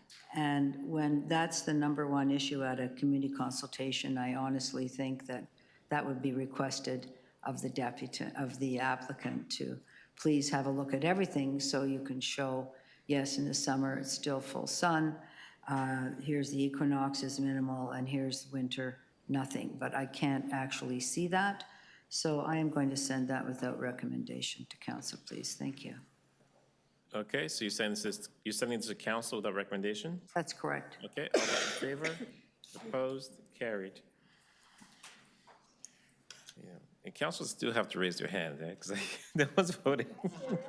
Okay, just for the record. All right, that's. Council Fletcher, could I do new business? Pardon me? Oh, yes, I do have some new business. You have one? We could add that now. I do. I'd like to add that piece of new business. Okay, Earlier. it's gonna go up on the screen. It is supporting small business around. It's supporting small businesses with the Ontario line, surprise, surprise. Okay. In trying to have a cafe or a flankage patio. And I just, on this one. Yeah, we're just gonna add it. I'm just putting it in. Thank you. All those in favor? Opposed? Carried. Thank you. The next item is item 13.9, 1930 to 1938 North Street West and 3, 5, and 21 Quebec Avenue zoning bylaw amendment and rental housing demolition application. Counselor Perks, sorry, we do have one speaker on this item. Andrew Feranisic, are you here? Yes, good morning, Mr. Chair. Can you hear me? Yes, we can. You have 5 minutes. Go ahead. Thank you. If I could just have a moment to set up my presentation, I'd like to be able to share my screen, but it's not allowing me at the moment. Okay, 1 second. We'll get someone to assist you. Thank you.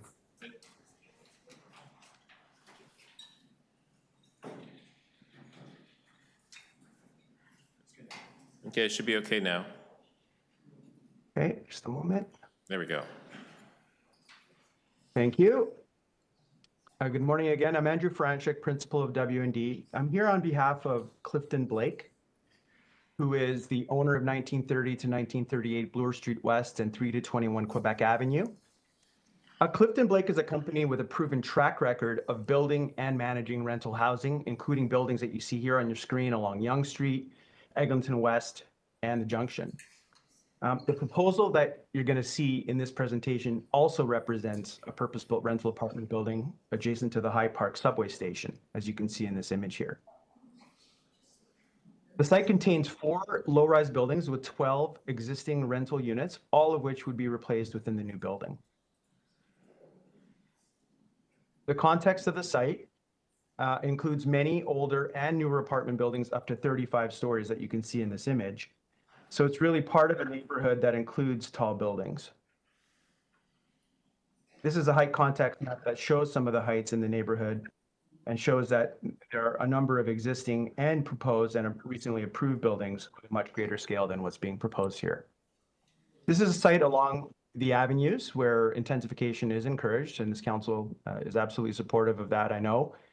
And not only that, but council and staff are now also looking at augmenting that through additional height permissions through the Housing Action Plan. And we know that that's being actively consulted on throughout this year, and we expect to see some recommendations to that effect later on this year, especially around transit stations, encouraging a higher intensity of growth.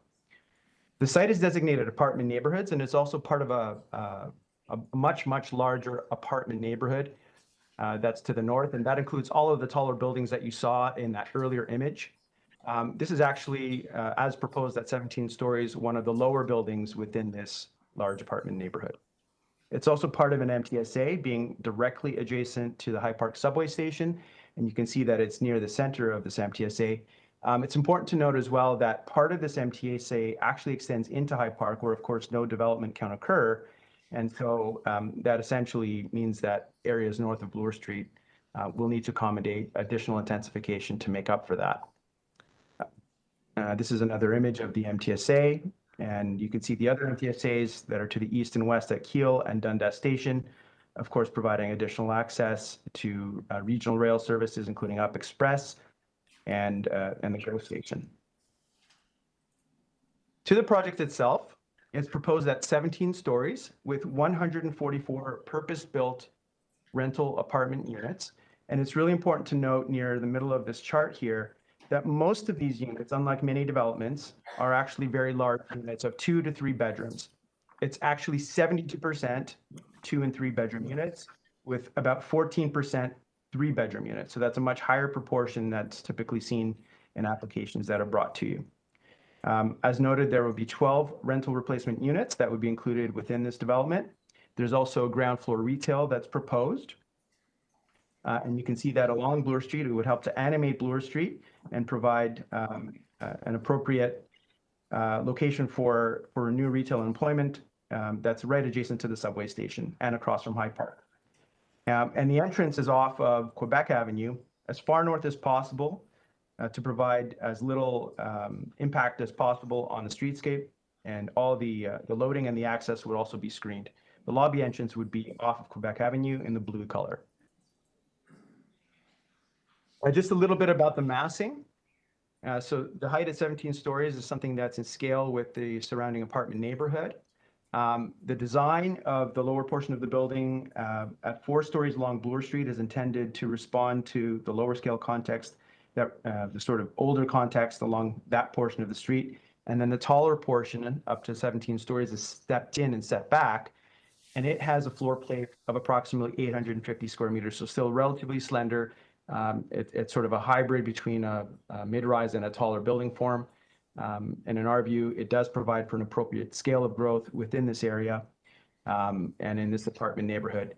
And just in conclusion, although we're aware that there's a staff refusal recommendation, we do urge Community Council to consider supporting this worthwhile rental project, given that it does represent an appropriate location for the scale of growth, and the amount of rental that's proposed is significant. And Clifton Blake is a developer with a proven track record of building rental housing. Thank you. Thank you. Any questions for the deputant? Seeing none, thank you. Councillor Perks? Yeah, I'd like to speak to this. I'm going to be supporting the staff recommendation to refuse. And also I want to acknowledge that this is the first planning file held by a new planner with the city, Kashmita Arora. Welcome, Kashmita. I will confess, this one got a little bit under my skin. It's entirely appropriate to build something on this site. You could build a very handsome and successful mid-rise building, or you could build a very successful tall building. The problem is that the applicant wants to do both. They want the building form of a mid-rise building, but going to a tall height. The floor plates exceed the design criteria we have for tall buildings. So the applicant has decided that it's a hybrid between a mid-rise and a tall building. I get the width of a mid-rise, but going to a taller height. The applicant's well aware that the city has no such thing as a hybrid building guideline. We have mid-rise guidelines, we have tall building guidelines, and you really do have to pick one. The other thing that got under my skin about this one is that the applicant made reference to how this is at a major transit station area. And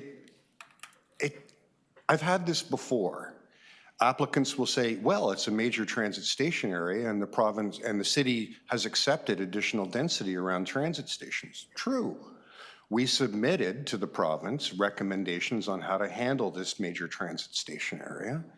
One of the things that we put in there was that there should be inclusionary zoning around major transit stations. Has the applicant decided to put any affordable rental housing there? No. Also in our submissions on how to handle this major transit station area, we had a variety of urban design guidelines that came out of an effort to develop a secondary plan for this stretch of Bloor. Has the applicant followed those? No. It's tiresome, and I'm sure you've all experienced this too, how applicants will cherry pick what we mean when we say we want increased density around transit stations. We do want that affordable housing. We do want those strong urban design guidelines. And our new community planner has captured that in the report that's in front of you and recommended refusal. And members, I hope you'll all support me and staff in voting to refuse this application. Okay. Thank you. All those in favor? Opposed? Carried. Thank you. The next item is item 10.13, sorry, TE 13.10. 1304 to 1318 King Street West and 143 to 145 Cohen Avenue, official plan zoning bylaw amendment, a rental housing demolition application.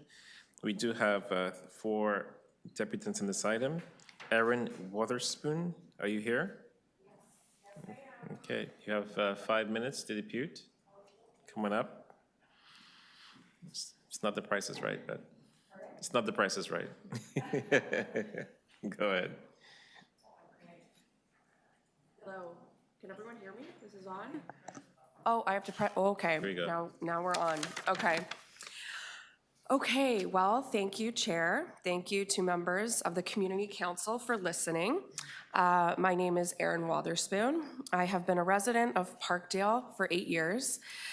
I also work in the community at Parkdale Queen West Community Health Center. My family has history in Parkdale. My grandmother, who would have been 99 this year, was born underneath a kitchen table on Alma Avenue by Queen and Dufferin. She grew up at 40 Cowan Avenue, the exact same street I happen to live on today. I would like to express my support of the city staff recommendation to refuse the proposed application by KingSett Capital. The scale of the development for the subject lands based on the surrounding neighborhood is completely inappropriate. The application seeks to redesignate the lands from neighborhoods to mixed-use area so that a mammoth 21-story tower with 49% studio units can be built. This proposal completely erodes the existing character of the surrounding area and does not support families that are in desperate need of adequate and safe housing. Like many of us in this room, I have the privilege of being housed. I have never been dem-evicted. I've never been displaced. It would be so easy for me to not care. It would be so easy to ignore the purposely indecipherable proposed development sign on King Street. It would be very easy to not email the city clerk's office 100 times verifying how this incredibly confusing public engagement process works. And it would be all too easy to remain consumed by the drama of my own life, which has absolutely nothing to do with KingSett Capital or this proposed development. So why care? Why bother? I think too many of us care only about what happens to ourselves and not what happens to our neighbors, who in many cases we don't even know. But that's not the case in Parkdale, and that's not the case for me. In Parkdale, I know my neighbors, and each one is completely different from the next. From sugarcane juice at Lucky's to Vietnamese fresh rolls at local market made by Vanessa, to haunted historical walking tours hosted by a beloved local resident, and so much more. But KingSett stands to change all that with this proposal. If they are granted this redesignation in zoning from neighborhoods to mixed-use area, I fear this will open the floodgates to many other similar developers who do not see the beauty, the vibrancy, and the diversity of our community, but instead see only dollar signs. Parkdale is home to some of the last vestiges of deeply affordable rental units in Toronto. KingSett knows this, and they have strategically set their sights on Parkdale to transform the neighborhood to suit the needs of their gluttonous shareholders. When making your decision, please do not forget that KingSett is currently in the process of collecting $10,000 in legal fees from a local grassroots community group in the Junction. A company managing upwards of $18 billion in assets is collecting payment from single mothers, artists, and low-income tenants. I'm choosing not to sit idle while my neighbors become dem-evicted and displaced by the worst form of corporate greed. Parkdale will not stand for a developer like KingSett in our community, and we are prepared to continue this fight. I would like to thank city staff for their report and their recommendation of a refusal for this application. I support all of their findings with regards to this proposal, and I urge Community Council to agree with their conclusion and also refuse this proposal. Thank you. Thank you. Any questions for the deputant? I don't know about the $10,000 fine. Where is that? If you don't. Yeah, so that's taking place in the Junction, like the South Junction Triangle. There was quite a bit of media coverage on it. So if you look it up, you will see a lot of the coverage. That happened when the community group appealed, like it went to the province essentially. And then it was ruled that the community group. Costs. Yes, exactly. Thank you. Yeah. Thank you. Seeing no other questions, thank you for coming in. Juliana Cohen. Okay, thank you. You have 5 minutes. Thank you. So good morning. My name is Juliana Coughlin. I am a resident of Parkdale for almost 4 years. I also work in the community and love Parkdale. I would like to thank members of the Community Council for listening to the members of the community that have come here today.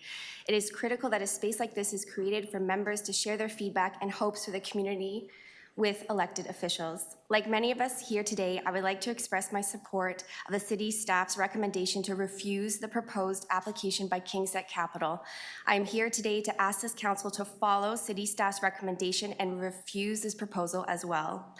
As you know, the application aims to redesignate lands from the neighborhoods to mixed-use areas to amend the official plan and zoning bylaw to build a 21-story tower with no affordable units. With the knowledge we have today about the need for affordable housing in this city that creates more equitable communities for all, honestly, I'm shocked that this application was even put forward with zero affordable units. I honestly believe this demonstrates how out of touch KingSett is with communities in this city. When we talk about addressing the housing crisis in the city, it is important that we note that we are not only talking about building housing, we need to be talking about affordable housing that is safe and that is geared to income. Parkdale is a community where there is still some affordable housing options, where people with mixed incomes live together. I am worried that the development of this building will be detrimental to the future of this neighborhood. I am worried that the development of this condo and other buildings like this one will push affordability and communities out that have called Parkdale home for many years. I firmly believe that this building is not in the community's interest and does not advance equitable development in Parkdale. I believe Parkdale, again, is not a place for KingSett capital. In closing, I'd like to thank again city staff for their work and recommendation of a refusal for this application. It was so relieving to hear this update. I support their findings, and I ask this community council to agree with their recommendations and refuse this proposal. It is critical that we work together towards affordable housing that is geared to income, and so that together we can develop communities that are fairer, more equitable, and more just. Thank you for listening. Thank you. Any questions for the applicant? Deputant? Thank you so much for coming in today. Thank you. T. Williams, Parkdale People's Economy. Okay, you have 5 minutes. Okay.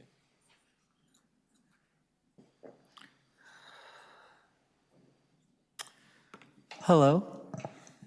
All right, I'm going to lean in. Hi, everybody. My name is T. Williams. I'd like to extend my thanks to the chair and the rest of the council for letting me depute today. I'm part of Parkdale People's Economy, a not-for-profit which works to ensure equitable development in Parkdale. We ask council to accept the staff recommendation to refuse KingSett's proposed zoning bylaw amendment. To start, I'd like to commend City Planning for their recommendation to refuse. Their report outlines a number of concerns with the proposal, the most glaring of which I found to be the outstanding details of KingSett's rental replacement plan and the proposal's lack of affordable housing. Both of these issues were raised during a community consultation, and I'm glad that the city planners listened and took the community's feedback into consideration in their recommendation. Combined, these two problems with the plan allude to a trend of an unequitable development in Parkdale, which has made the neighborhood's residents increasingly vulnerable to displacement. Redevelopment projects of this type that has been proposed by KingSett have a bad history in Parkdale. In 2015, the Queen's Hotel, a rental housing building, was purchased by the Bazaar Group. Shortly after taking ownership, the developers unlawfully evicted 27 of their tenants, many of whom were on ODSP.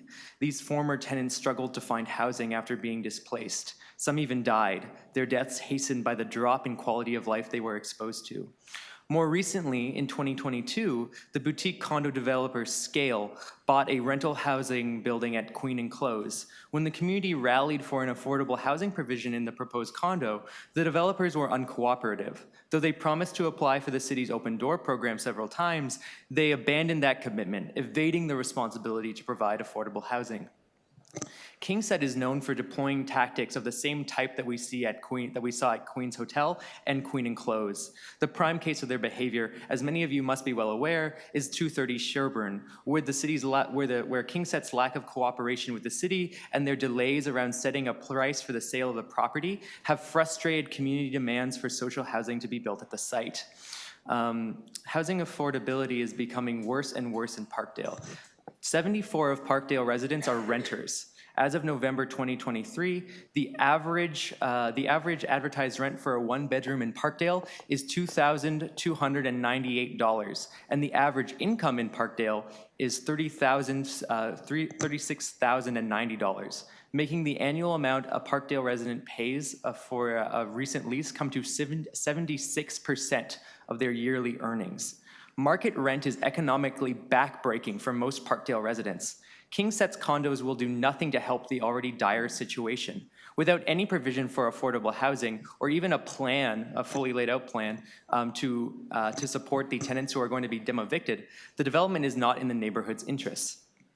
When developers are allowed to run roughshod over communities, the negative consequences for the neighborhoods are many: displacement, homelessness, and poverty. Rarely do developers ever reap what they sow, not what we sow. Today, the council has an opportunity to keep an unscrupulous developer out of Parkdale. Let's take a stand against inequitable development. We ask council to follow the advice of city staff and refuse KingSet's proposal. Thank you. Thank you. Any questions for Deputant? Seeing none. Thank you for coming in today. Nice to see you again. Fatin Chowdhury. You have 5 minutes, Depute.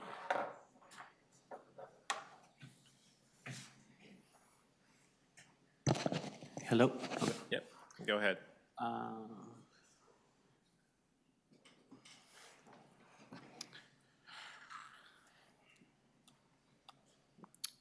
Hello, members and witnesses to the Toronto and East York Community Council. It is my distinct pleasure to join you, marking the first time that I'm making a deputation at City Hall.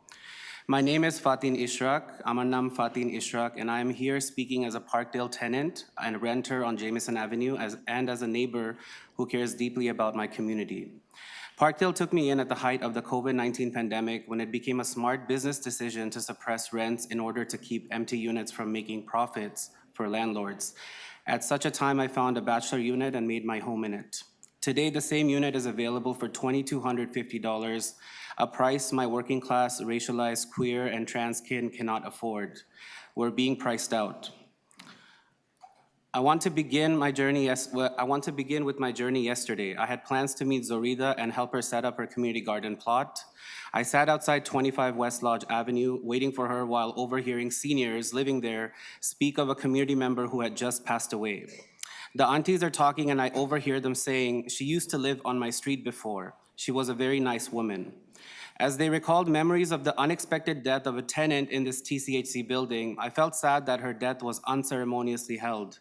As I walk with Zorida on Queen Street West towards Cowan Avenue, she tells me that it was her friend who passed away. Zorida is a community gardener at Hope Garden, which is located within Masaryk Park. It sits behind the community center that is set to be rebuilt into the Parkdale hub. As a disabled Black woman, she's undergoing frequent visits to the hospital and wanted mutual aid support to set up the wooden poles around her raised garden bed. This street, when you walk down to King Street, is where KingSet Capital proposes to build a 21-story luxury condo without any affordable housing units. In this room, we all know that community members like Zorida, who are advocating for deeply affordable housing, will not be able to remain in this community through these developments. In both meetings KingSet Capital presented back in August and the community consultation in March, they neglected to reflect the lived realities and rich history of the Parkdale community, which I'm describing to you today. Parkdale People's Economy, where I work, has had a Parkdale Community Benefits Framework in place since 2018, which they failed to consult. In fact, when asked at the community consultations about their engagement with this community-led work, they had nothing to say. This is how little these corporate developers care about the delicate ecosystem Parkdale has nurtured for decades. Parkdale has been a home for those without a home for so long. And today, with careless proposals such as this development, we're making a choice to develop and displace simultaneously the same people who hold our community together, who garden and grow so that we may feel the sense of belonging that we deeply crave. My friends and colleagues making deputations in speech or writing are brilliantly expressing to you the facts and context for why this development is not in the best interest of our community.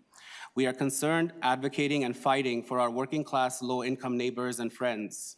But it's tough when we're not supported by our elected officials. This photo I took today on my walk towards the local coffee shop. Scale Development has resumed construction at the intersection of Queen and Close Avenue, refusing to commit to environmental remediation of a site that used to be an Imperial Oil gas station. My Ethiopian neighbor on the same floor with her 2 sons takes this route daily to go to the Parkdale Library. How do we hold these developers accountable to the public health violations they continue to commit? What do I say to her? To date, this particular developer has not committed to affordable housing, which has been in the fight for years, and it's evident that without your leadership, we cannot go as far as we can go. Last month, we filled the library auditorium at Parkdale Library to launch our Parkdale People's Economy Community Planning Study. This is a culmination of 4 years of community input articulating a vision for an equitable and deeply affordable Parkdale. I want to affirm that we are an organized community and invite all of you to engage with our planning study, community benefits framework, and join us in ensuring that we build enough homes in Parkdale, but also make it deeply affordable for all of us. This is the city I want to live in. Thank you for your time. Thank you. Any questions for the deputants? Seeing now, none. Thank you for coming in today. Councilor Perks? Yeah, I'm going to be supporting the staff recommendation to refuse this application. Just a couple notes. I will be introducing a petition at council. It's several hundred members of the community have already signed it. Just so you know, this site is designated as neighborhood, which means, we should be talking about a 4 or a 6-story building, not 20 odd. And further, when applicants come in, I always make them aware that in Parkdale, we actually plan as a community and make them aware of the Parkdale People Economy work and so on and so forth. KingSet simply pretended that stuff didn't exist. It's, the changes in provincial planning law with these new timelines make it virtually impossible for the city to convene the working groups and the really vigorous opportunity to work with the community and get the kind of development that fits the existing neighborhood, attracts more people to the neighborhood, provides affordable housing, looks at things like community benefits. All that's out the window thanks to the way the province of Ontario has changed planning law. It's something that we all have to work together to try to overturn and get back to a more democratic planning process. In any event, I hope you'll all support city staff, myself, and the community in voting to refuse this application. Thank you. Councillor Fletcher. Thank you. I will be supporting you, Councillor Perks. I did hear the last deputant say he was disappointed in elected representatives, and I'd just like to point out that Councillor Perks has been very clear about all of these refusals and why these are bad developments for the community and fighting for affordable housing. So just to remind the deputant that you're at a very friendly place right at the moment. Let's go to Queen's Park. Tell that the government. Thanks so much. Thank you. Seeing no other speakers, all those in favor? Opposed? Carried. Thank you. The next item is T 13.11, 137-141 Isabella Street zoning bylaw amendment application. This too is a refusal. We have any speakers on this item? Seeing none. So this item is also being refused. Based on Councilor Perks' comments earlier, the reason why this is actually being refused is because staff simply ran out of time. The 90-day timeline the province imposed didn't work for staff, and that's the reason why it is being refused. However, the tenants of 137 and 141 Isabella will be under the new rent gap policy, which passed council recently, that Councilor Matlow and I had worked on, period. But I know, speaking to the applicant, though, they mentioned they have properties in the area in the downtown core, and that when the time comes, they will try and find people's places to stay around the existing property here. So I hope that they will continue to do that when the time comes. Just wanted to put that on the record. So all those in favor of staff's recommendation? Opposed? Carried. Thank you. The next item is T 13.12, 2991 and 2993 Dundas Street West. Inclusion on the Heritage Register. Councilor Perks. Where's Councilor Perks? Okay, I'll hold that item down. Any speakers on this item? Seeing none? Okay, I'll hold it down. T 13.13, 191 and 199 College Street, and 7476 Henry Street. Alterations to designated heritage properties under Part 4, Section 33 of the Ontario Heritage Act, and authority to enter into the heritage easement. Any speaker on this item? Seeing none, Councillor, I think it's Councillor Sachs's ward. Councillor Sachs. 13.13. This is the heritage piece.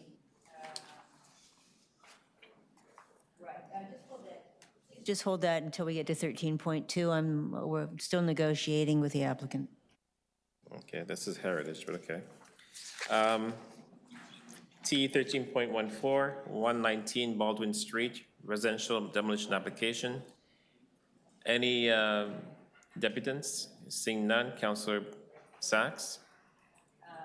Yes, I'm moving the staff recommendation with conditions, which was recommend alternative 2 in the staff report. Okay, alternative 2. Okay, all those in favor? Opposed? Carried? Do I have to do as amended? Nope, that's it. Okay.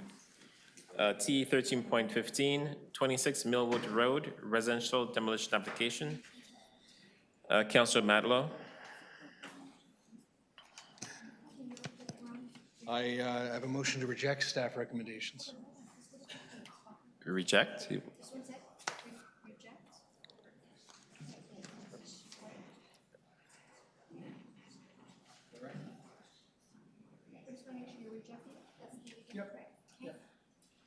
Do we need to put it up on the screen? Yeah, we're putting it up. Okay. Okay, all those in favor? Opposed? Carried. Thank you. T 13.16, 87 Ralgan Avenue, residential demolition application. Any deputations? No. Councillor Matlow. I apologize, I was just distracted. Would you tell me the item that we just went on? I think 16. We just did 16. We did 15. Yeah.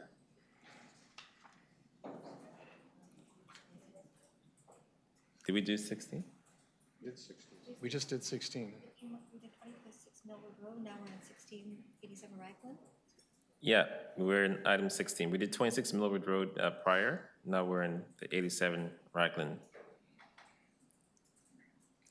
I apologize. I think I have my numbers, just different numbers on the briefing sheet that I have. So we're on 87 Raglan. Yeah. I'll approve option 2. That's approved demolition without conditions. Okay, that put on the screen.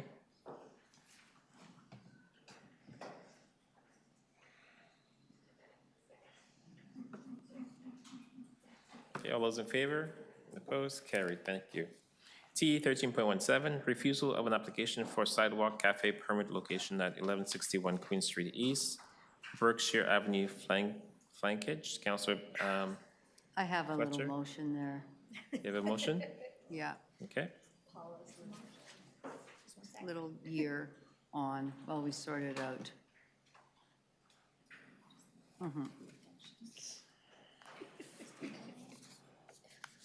Okay. Thank you. All those in favor? Opposed? Carried. T 13.18, Curb Lane Cafe, 88 Elsinton Avenue, Humbert Street flankage appeal. I think we have a speaker on this item. 18, right? Yes. Gray Reich, are you here? BRYK. Okay, it's online. Can you? Greg, are you there?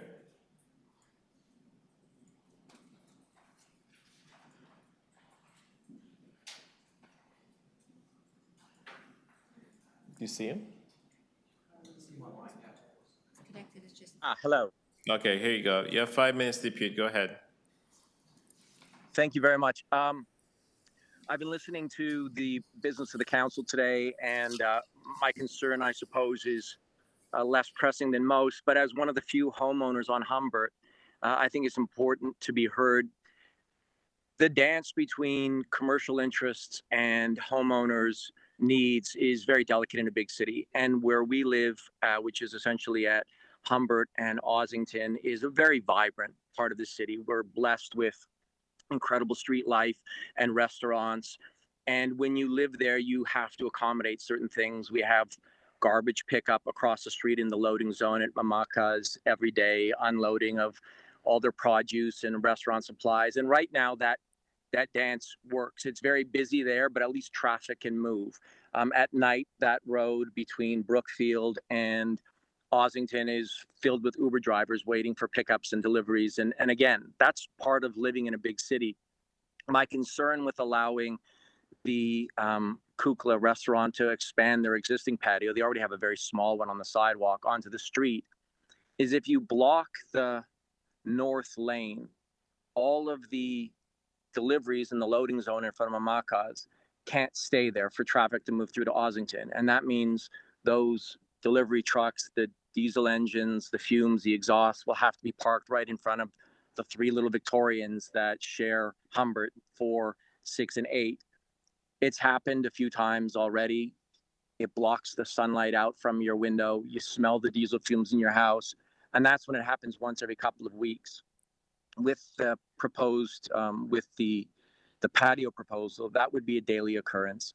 And at some point, you know, as sympathetic as I am for restaurant owners to make a living, and I owned a restaurant at one point, I understand, and also the Cafe TO movement is incredible for the city and was a real lifeline during COVID. But now that restaurants have indoor dining and that they also have an existing patio at Kukla, I just feel that the cost to the residents on the street far outweighs any financial benefit the restaurant would have. So I appreciate you giving me the time to just share my opinion. And again, I hope you guys keep considering the fact that although a city needs to be vibrant, people also have to be able to live in it. So thank you very much. Thank you. Any questions for the deputant? Seeing none, thank you. Thank you. Thank you. Thanos Trippi, are you here? Thanos? I believe you're online. Can you hear us? Please unmute. Thanos?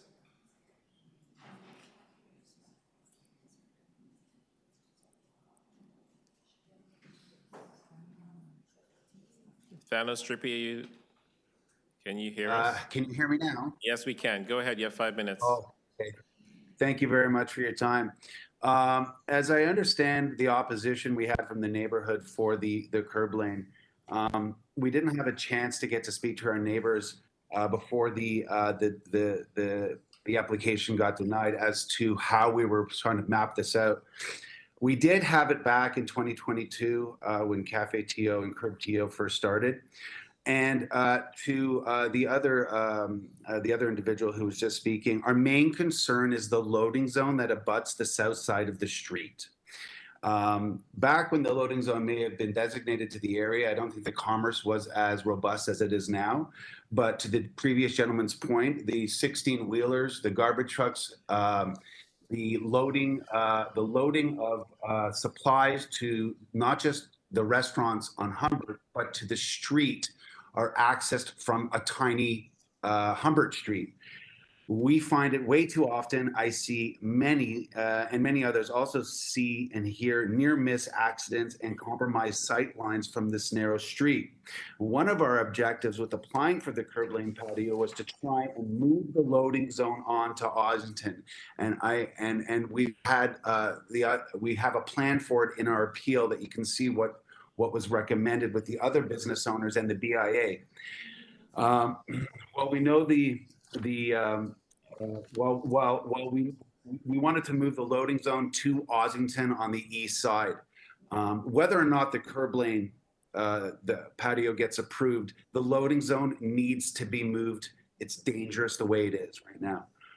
While we know the loading zone request should be done through transportation services, we strongly encourage this to be looked at immediately. We see 16-wheelers driving down the narrow road and sometimes reversing into Humbert Street itself onto the sidewalk. Very, very dangerous. So we feel that if the loading zone is moved, it gives some reprieve. And if it's no parking on either side, we feel it gives some reprieve to the neighbors, a reprieve to the pedestrians walking on the street. And our curb patio would only be for a max of 4 months of the year, giving the neighborhood and pedestrians and the homeowners reprieve from the diesel engines mentioned previously, 12 months of the year. So that's it. Thank you very much. Okay, thank you. Any questions to the deputant? Seeing none, thank you for coming in today. Deputy Mayor Malik? Thank you very much. And I know that there has been a lot of conversation and questions raised about this particular patio, and I just have a few questions. As we heard today, there are concerns regarding traffic in the north lane and accommodation. Is this an issue that the city has examined, and what are the rules around that?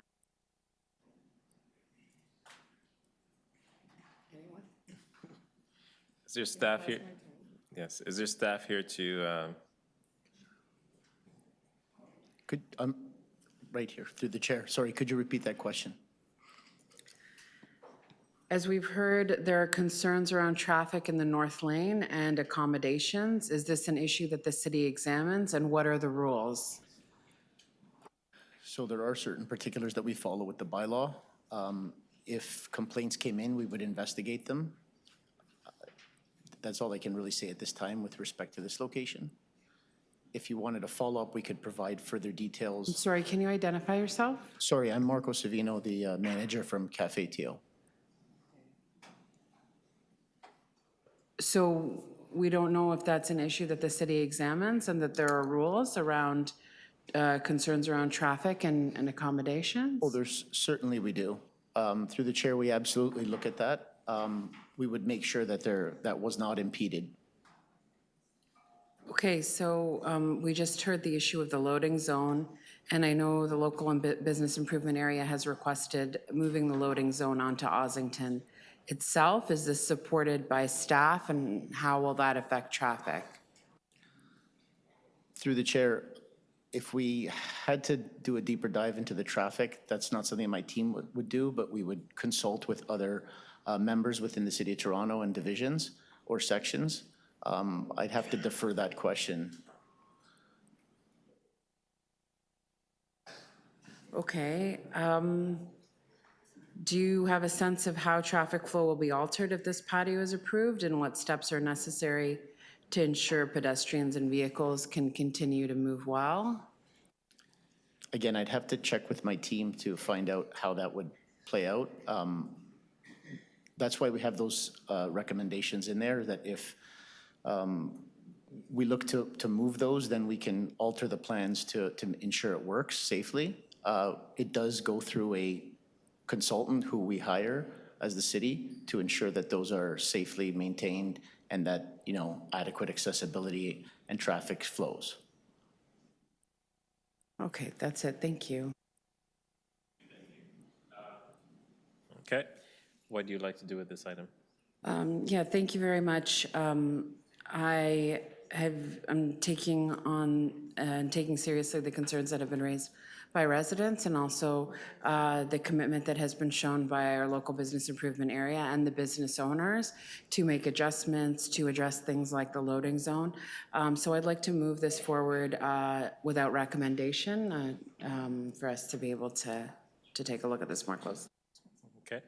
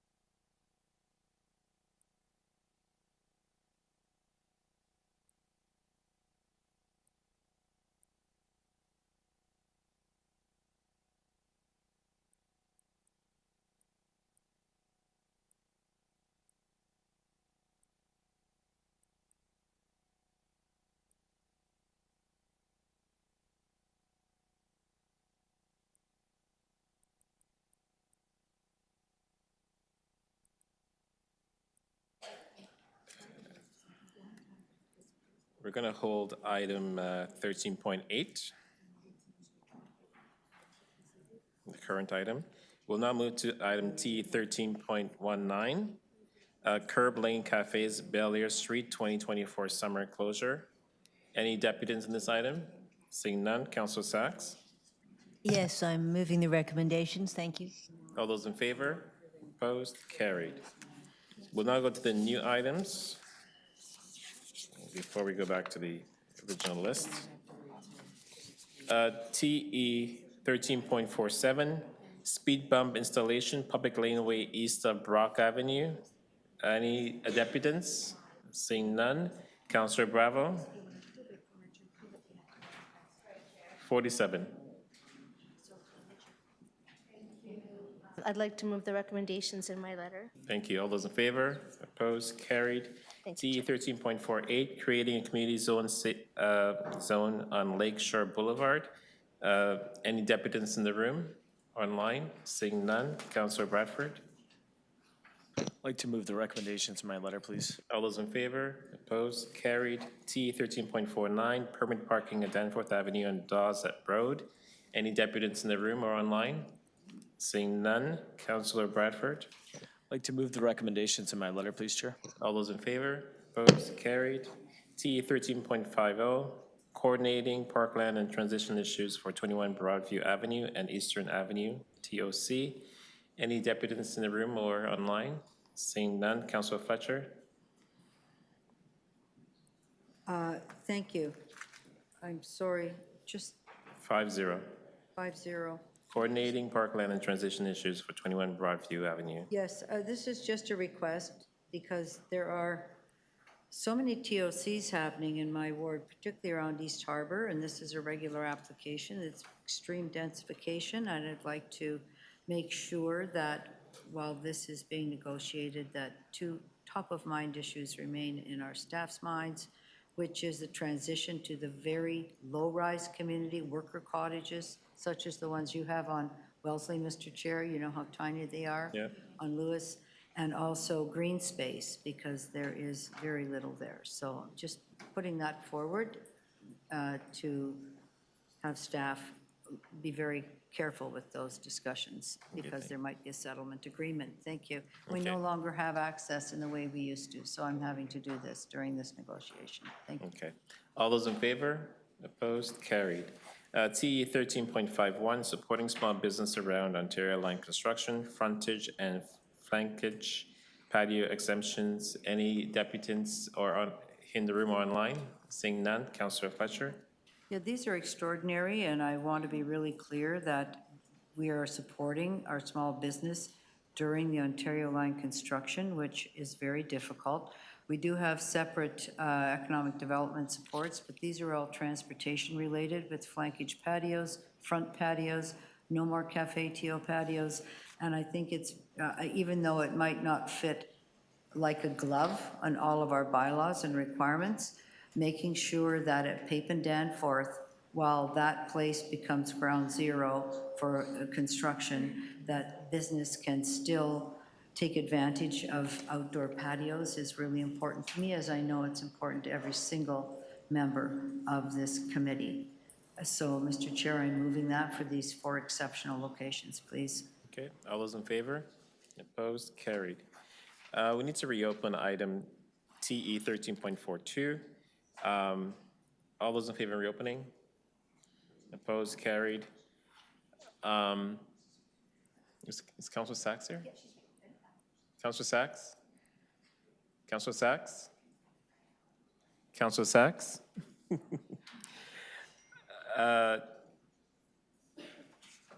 And T 13.42, there's a motion.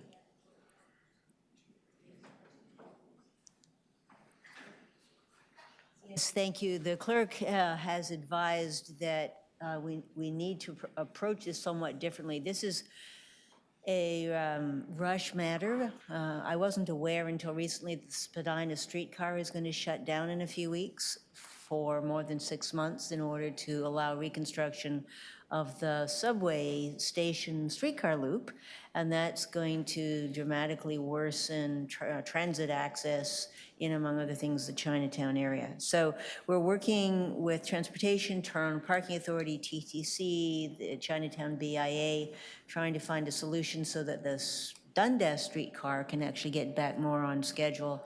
But apparently the only way we can get this, given that staff don't have their report ready yet, is this way. So we need to reopen it and pass it again. Okay, all those in favor? Opposed? Carried. Thank you. The next item, Did we reopen it and pass it? we did. Thank you.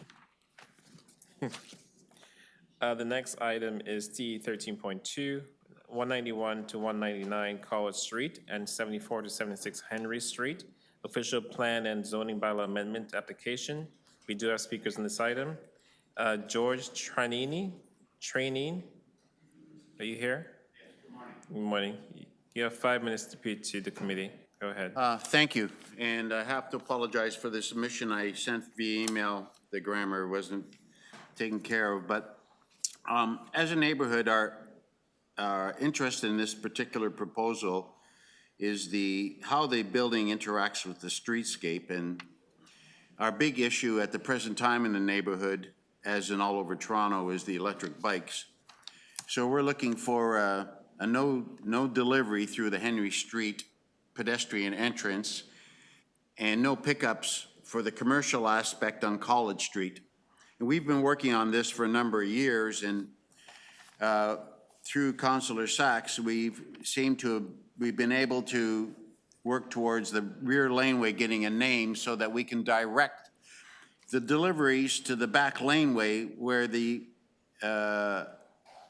electric bikes don't have to climb onto a sidewalk, don't have to congregate on College Street. So we're looking somehow for the developer to ensure that all deliveries, specifically electric bikes, will be done through the Ledger Lane entrances, thereby leaving the Henry Street and the College Street for pedestrians. The developer has been interactive with this, but at no time, as he said, will they agree to no deliveries on Henry Street. And because Henry Street is such a narrow street, we have issues with Uber stops and allocating spaces for Uber. And we're hopefully that though this gets passed here today, that the developer will continue to work with us and to ensure that if we need to allocate parking spots on Henry Street for Uber, that we can move forward with that, and any alternative traffic flow for the construction phase, et cetera. My second note is a more complicated one. As I know, to bring up an issue that's been on the table from the beginning, the relationship between the proposed building size and location in respect to the U of T Wahlberg building at 184 College Street. The Wahlberg building contains chemistry labs and along with radioactive labs, and connected to 5 large exhaust fans with the purpose of exhausting any dangerous fumes that may occur by mishap into the airflow to be dispersed higher up in the atmosphere. I note that 2 of the exhaust fans are not under the Ministry of the Environment, but rather the federal legislation because they're radioactive labs. And I'm told that these labs contain no airborne radioactive material. However, these labs do require these exhaust fans. And when this was designed in 2017, the Wahlberg building was the tallest building on College Street. In their rules set out for the proper modeling of these exhaust fumes, there's a number of things that are related to the discharge to be positions to ensure that the emissions are unable to re-enter the building or adjacent buildings, that the discharge vertically upwards at a velocity of 1.4 times the average wind velocity, that for new buildings at least 3.5 meters above the highest point of any adjacent building. So what I'm asking is that not to hold back this construction, or the movement in that direction. But somehow we need to get remodeling that this Wahlberg building is not creating any negative effect for the residents across the street or the residents of the neighborhood. So we have on Wahlberg building, we have these exhaust fans that shoot toxins up into the atmosphere. And then across the street, we have wind studies that state that there's significant downward drafts right across the street within 100 feet of these exhaust fans. And no time has anybody associated the design of these exhaust hoods and the downward or wind studies of 199 College Street. So to add to this issue is the fact that the University of Toronto isn't governed under the Ministry of the Environment. They actually govern themselves through an agreement with the Ministry of the Environment. So you can't even call the Ministry of the Environment to get questions on this. U of T does a report every year, which I've submitted the 2009 to the SAC's office, which outlines the toxic material handled in the building. So I'll leave it at that. What I'm asking for is that somehow, somewhere along the line, before we get more development on College Street, that the Wahlberg building have some modeling done to make sure that the aspect of these exhaust hoods is still within the limits of their original proposal. Okay, thank you. Any questions for Deputy? Seeing none, thank you. Brandon Simon? You have 5 minutes.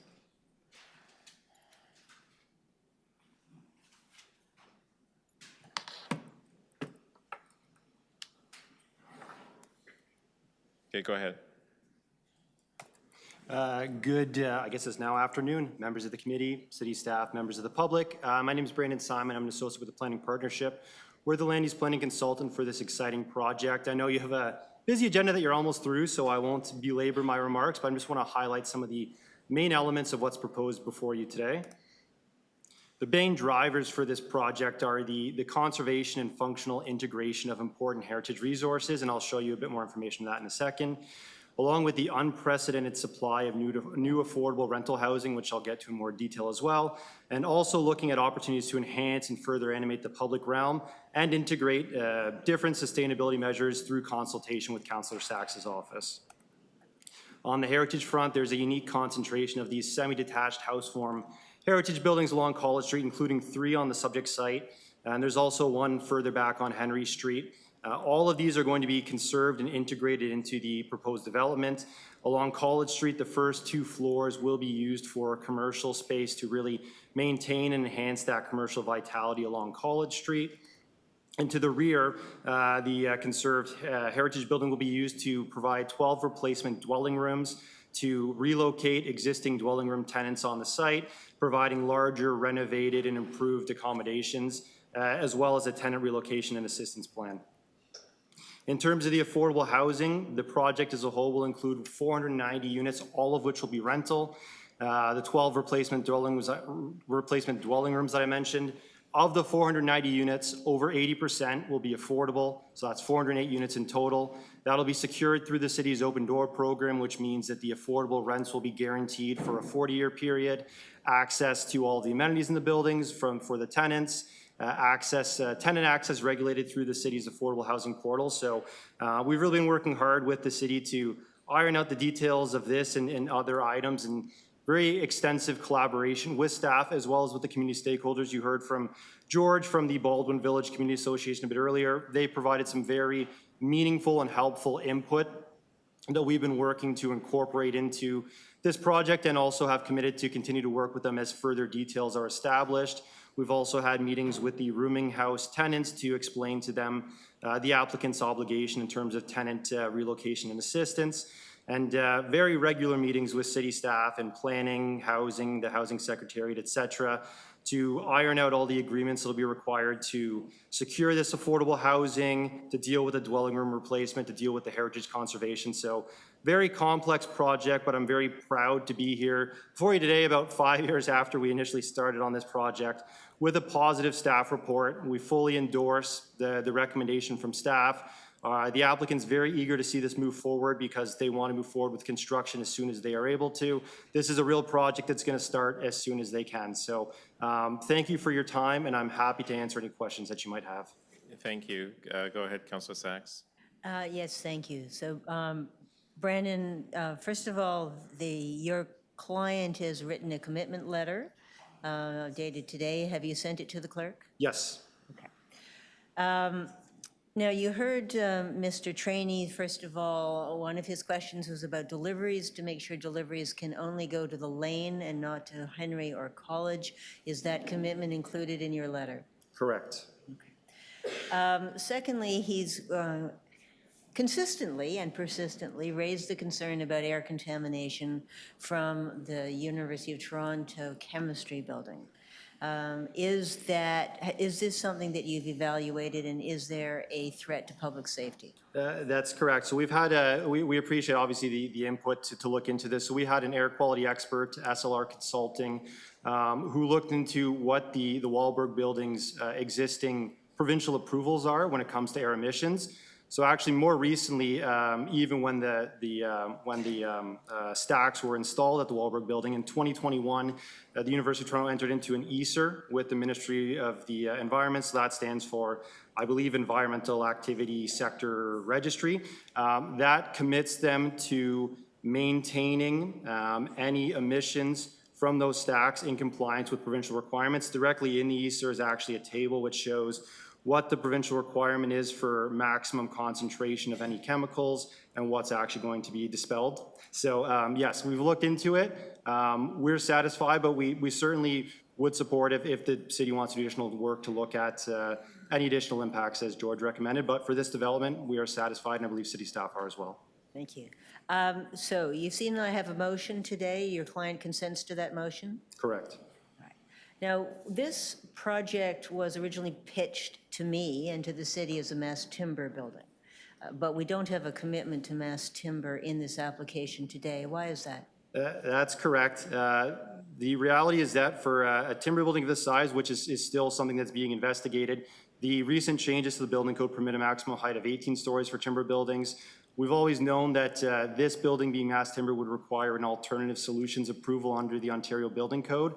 It's a very technical, detailed process to go through. There's no guarantee of approval because you have to satisfy the city and the province that all of the building code requirements are being met or exceeded for a traditional concrete structure in terms of fire safety and everything else. In addition to that, there have been some recent significant fluctuations in pricing, and we're working now to figure out where the supply stands and trying to secure a supply for such a building of this size. So we cannot commit to the mass timber at this stage, but we have included some additional language in that recommendation commitment letter in terms of exploring it further. And I hope, because it would be a precedent-setting project, that we're able to find a way to make it work, but we can't commit to that at this point.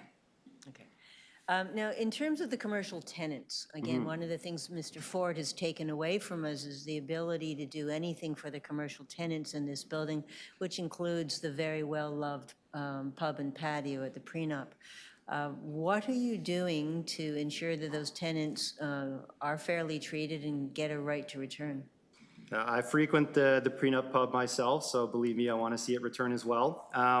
There's been ongoing discussions between the applicant and the pub. The pub has an active lease, so obviously the applicant will have to work with the pub to ensure that they are accepting of any changes to the lease. I understand that they're actually meeting with the pub owner right now to present a new offer, which includes a number of additional conditions related to relocation costs, a renovation rebate, free base rent for an initial period, as well as different terms in terms of the extent and length of the lease agreement. So they're meeting right now to present that to them. It's a good tenant to have. It brings a lot of life and vitality to the corner. So the owners previously committed to offering a first right of refusal to the pub, and they're working on that right now as we speak. All right, you'll keep me up to date. I mean, I want to hear a resolution before council. Understood.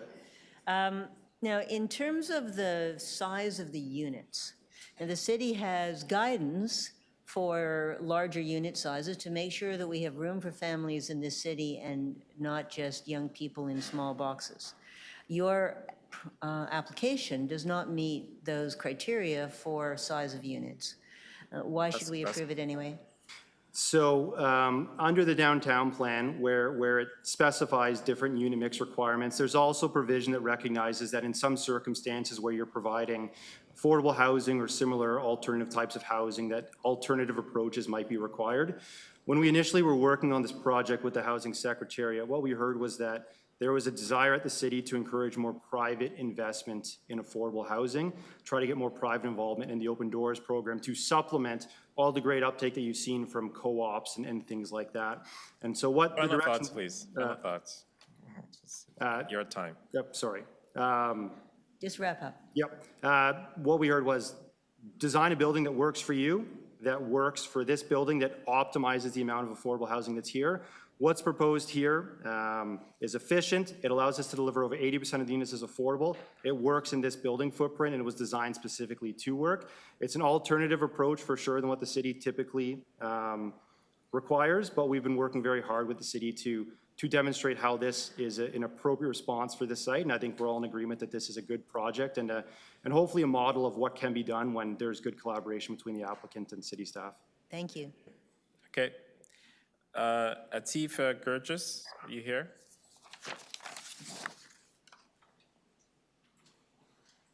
Atif Gurgis? No? Okay. Paul Burke, are you here? Okay, you have 5 minutes. Thank you. I live a few houses south of the proposed building site on Henry Street.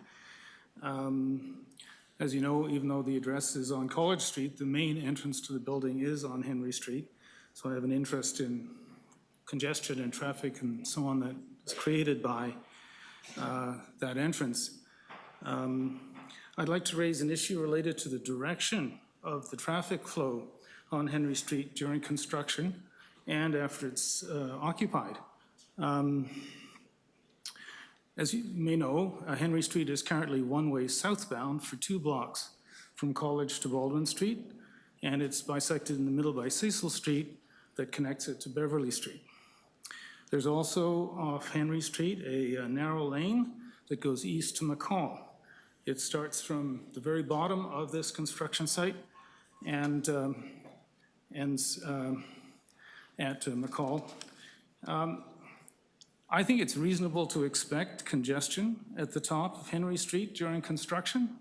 When we asked one of the proponents how they were going to marshal all the vehicles, construction vehicles for this project, it was a pretty unclear description, and it looked like they would probably back in from College Street and then go out forward.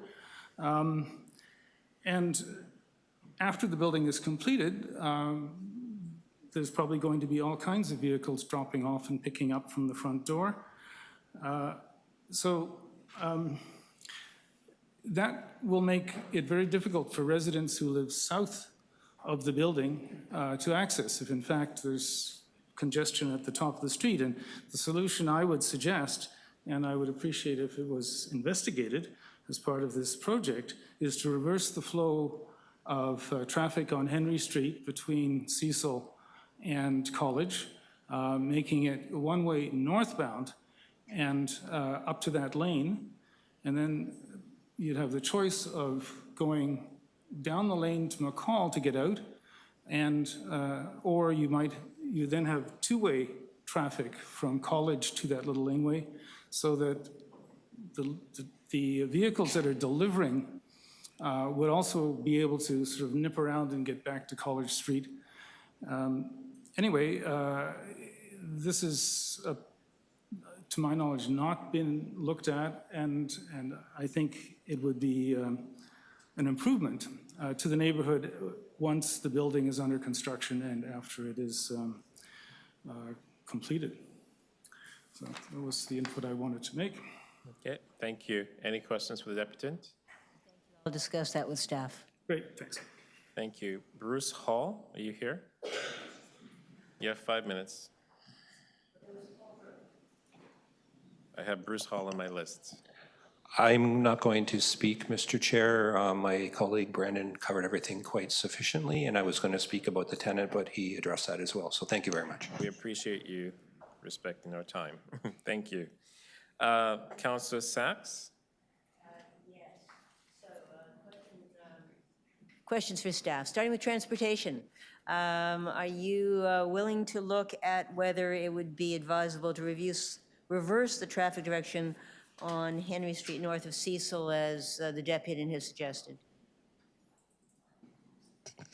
Through the chair, yes, we're willing to examine that. Obviously, at this point, we don't have a position on that because it's just been identified. Right, it's not a part of the zoning application, but you'll consider it. We can look at it as we proceed with the site plan application. Great. And Thank you. Okay, for planning staff, do you have any concern about air quality from the Wahlberg Labs affecting people on College or in this development? Through the chair, planning staff are satisfied with the air quality letter that was provided by the applicant's consultant, which addressed the issues of air quality from the Wahlberg building to the north. Right. Are you satisfied with the unit mix, given that there is there are fewer than the city requires of 2 and 3 bedroom units? Through the chair, planning staff are satisfied with the unit mix. And is there anything more the city can do to protect the commercial tenants in this building? Through the chair, there is nothing else that the city can do to secure the return of the existing tenants in the building, commercial tenants. Okay, thank you. Okay, what do you like to do with this item? I have a motion.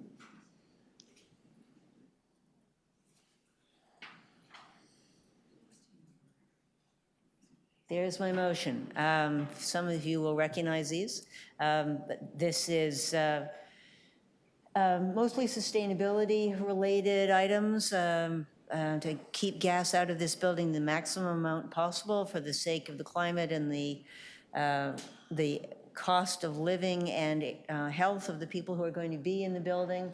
Outdoor drinking water source and seating for people who share the public space, making sure that the commercial units are appropriate for the return of the existing commercial tenants, and also the usual provision to not have since this building is being built without parking, which is highly desirable, that it doesn't then mean that these people in the building would then take permit parking, which is already highly contested in the neighborhood, and we have confirmation from the applicant that they are content with these. The staff will be attempting to get as much of this into the site plan agreement as is possible when the site plan agreement is negotiated, but we do have the applicant's written commitment to what they can and cannot deliver, which won't necessarily be mass timber, but at least we're going to be pursuing that further. So those are my changes.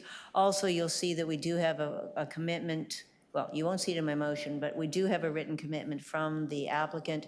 Deliveries will only be from the lane, and I am moving forward with economic and community development to get the lane finally named Leger Lane as quickly as we can, so that it has a lane so people can be told where to go. So I've done our best to address the various concerns that have been raised, and really glad to see rental housing, affordable housing close to the university and to the Hospital Row, where this kind of housing is desperately needed and really in short supply. Thank you. Councilor Sachs, legal is asking to hold the item because there's some language they need to change. I think they're just seeing it now, perhaps. I don't know. Well,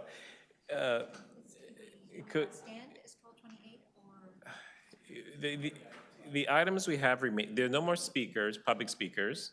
The items that we have remaining are items that have been held by councilors. So we could try to plow through this for 15 minutes, or we can come back after lunch. Sounds as if I need a little time to talk to legal, and so. Yeah. Yeah, it's right here, Councilor. It's printed off for you. Yeah, legal has the wording apparently. So can we have a motion to extend, Councilor Fletcher? All those in favor? Opposed? Carried. Thank you. I appreciate that because I don't want to come back. Yes. I can do 12. Okay, yep, I'm just gonna go down the list that I have here. So item T 13.12, 2991 and 2993 Dundas Street West, inclusion on the Heritage Register. Councilor Perks? I'll move staff recommendations. Okay, all those in favor? 12. 12. 12, moving staff's recommendation. All those in favor? Opposed? Carried. T 13.13, 191, 199 College Street and 74 to 76 Henry Street, alterations to designated. Was it? Sorry. Okay.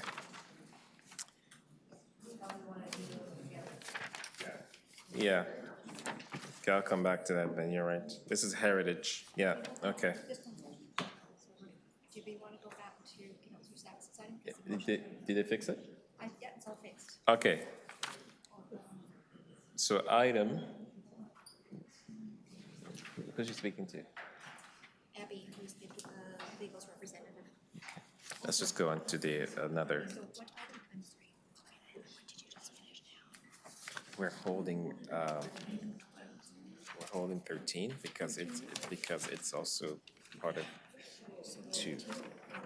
This is because it's heritage and it's Yes. yeah, so it's, Going to the next one. yeah, okay. Okay, item, are you okay with the Curb Lane Cafe 88? They're just working on a motion. Okay, all right. Item T 13.28, update on the Ontario Line Joint Corridor Noise Barrier and Retaining Walls. Councillor Fletcher. Yes, I'm unsure who's here to answer those. I think Urban Design is here. Who's here for that? We're behind you. That. Through the chair. Sorry, there was any room over there in the end. Sitting over there earlier, you just I know. didn't want to be right there in front of me. So, just in my shadow. December 31st, 21st shadow study. And I'm just very interested, thank you for bringing this forward. I just want to clarify that, and with Urban Design here, that somebody from Urban Design was on that whole panel and watched this unfold with Metrolinx. Through the chair to you, Councillor, yes, there was the Director of Urban Design was on the panel and was actively involved in the determination. And then, in fact, they're here if you have any questions of them. No, I do have some questions because this was a committee that we'd asked for, and to have an excellence wall, something more along the lines of what we have at the TTC Barns, which is truly an award-winning wall. And I'm unclear how preformed concrete could be considered to be excellence. Amelia Flora, the Director of Urban Design, Councillor Fletcher. I was involved in the overall design competition, and it was initially initiated by community champions, and they suggested this process. So we were quite happy to participate within the process of the design competition, a two-stage design competition. And there were many recommendations made out of the design competition, and one of those was to do creatively designed liners for the concrete walls, for the noise walls. And that was one of the outcomes. There were many. We also were able to secure through the process the proposed noise barriers, custom design form liners, artwork, terraced landscapes, seat walls, enhanced tree and perennial planting, trellises, play equipment, and canopies, as well as decorative pavers, lighting, furniture, and decorative facades. So I do believe that City Council asked for that. Are you not aware of that in 2021? Yes, so Councillor Fletcher, through you, you were able to initiate this process that then resulted in the design, the enhanced design that is now being constructed in order to be installed on site. However, they are with concrete formed, correct? Like we've used many places. Yes, and they're in the report, there are illustrations of those walls under construction, and they will be ready for installation later on. But I don't actually see, I just see some renderings, but I don't necessarily see everything that you put in there. What is the decibels for the noise retaining wall that will limit? What was your requirement? What were the specifications required for that from the committee or from Metrolinx?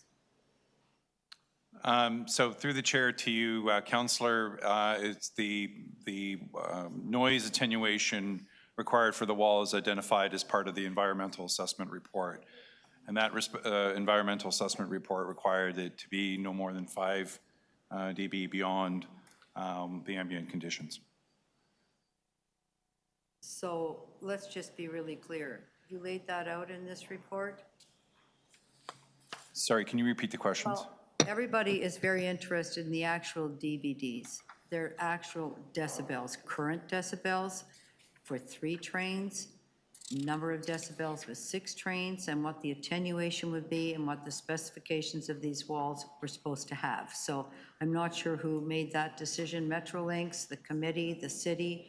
This was a process that was set up to give the city a pretty clear line of sight into protecting the community from the worst vestiges of having 6 trains go by every 45 seconds. So I want to know the numbers for the decibels.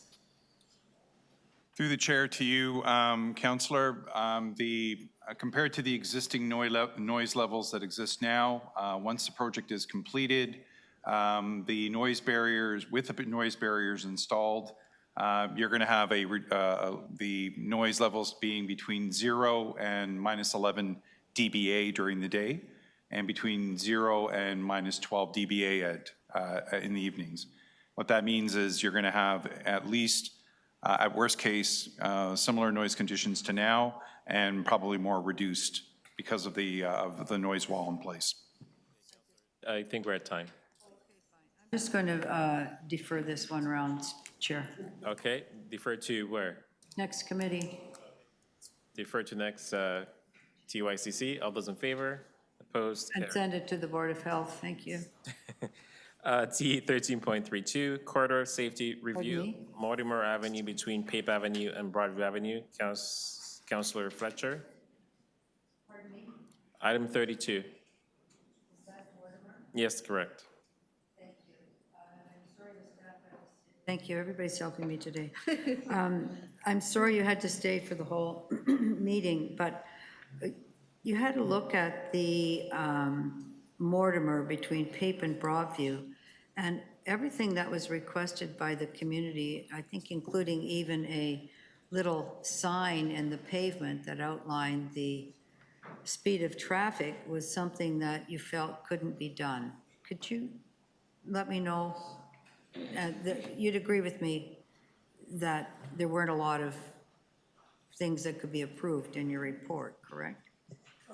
Through the chair, that's correct, Councillor Fletcher. There were many proposals that we evaluated and did not support them for the rationale outlined in the staff report. Including even one of those little posts that says 40 kilometers an hour. Through the chair, I'm not sure I understand a speed limit sign or. Well, you know how we have the traffic calming in the middle of the road? Where I there's a little, understand. flange. In road flex post? Flex post, that's correct. Yes, that's correct. I believe the report said, I think the road conditions were too narrow. The road conditions are too narrow to tell people to go slower? Through the chair, yes, I think that's as per our guidelines. And were you able to look at the, there's going to be construction at that corner, some of the issues around signal timing for different parts of the day for people traveling out for peak time and then back in for peak time from the valley? Were you able to look at that to make any suggestions for changing it with any type of leading signals or anything of that nature? Through the chair, are you referring to the signals at Broadview? Broadview and and Pottery? Mortimer, correct. Yes, I believe there were changes made as a result of staff's review. I'd have to double check the report, but I am fairly certain that there were staff signal timing changes made. So here, this is also a TTC route, and they say they can't be slowed down. Can you confirm that they're always on time? These buses are on schedule every day, all the time? Did you get that in writing from the TTC? Through the chair, I cannot speak on behalf of the TTC. We only reflected their position on the speed limit So reduction. they just told us that. They didn't say, you know, we've had problems of any kind. We don't know if they're actually on time, on schedule. Because they're not on most other routes, so. Through the chair, I don't believe they quantified the basis of their position. So we could still find that out from them, correct? For this site and do a site visit out there Through the chair, we can certainly ask and follow up with them. and review some of those things perhaps that were a no-go, including the width of the road. Okay, I'm going to do a site visit with our staff in the TTC, so I'm going to send this to the next DEY meeting, please. You're going to defer this? Yes, Okay, defer to the next meeting. All those till in favor? June meeting. June meeting. Yeah. All those in favor? Opposed? Carried. Thank you. Thank you. Okay, let's try this again. Yes, Mr. Chair, I have been asked by legal to deal with 13.13, the heritage matter first, before we decide the zoning matter. Okay, I was also advised that you're not taking legal advice. And we've had a discussion about drafting styles, and legal, and I have discussed it, and I'm going to go ahead with, I'm proposing the wording in my motion. The issue is that we can't direct the chief planner Okay, let's anymore, we can actually- only request. Before we get to the item, let's just get to, which item did you want to talk to first? 13.13, I'm told to do heritage first, which Okay, is let's do that. 13.13. 191 to And I'm moving the 199. staff recommendations. Okay, I need to read it out first. 191 and 199 College Street and 74 to 76 Henry Street, alterations to designated heritage properties under Part 4, Section 33 of the Ontario Heritage Act, an authority to enter into heritage easement. Councillor Sachs. I move the staff recommendations. All those in favor? Opposed? Carried. And on 13.2, I'm moving my motion. 13.2, 191 to 199 College Street and 74, 76 Henry Street, official plan and zoning bylaw amendment application. Councillor Sachs. Yes, I'm moving my motion requesting the chief planner to obtain the items that the applicant has committed to, and that's a request. The chief planner always has a discretion under law. And then I want to move the staff recommendations with that amendment. Okay, so my motion, and then Yeah, as amended. I understand that. Okay, we'll just do that. All those in favor? Opposed? Carried. As amended, all those in favor? Opposed? Carried. Thank you. But I do caution, though, we will tighten the wording before we get to council. Well, we can discuss it again, but, I mean, I've done legislative drafting and drafting for a long time. A request doesn't bind the discretion of the chief planner. We can discuss it again. Okay, thank you. See which other items we have. Is that everything? There's 18, but I don't have anything yet. 18? 18 is the one from Deputy Mayor Sorry, we're almost there. Okay, so that's just the last item. So I'm really sorry. It's okay. Just the one item, right? Just the one item. You had everything to do? Can you double check yours, these two? Just 18. Then we have for the, Okay.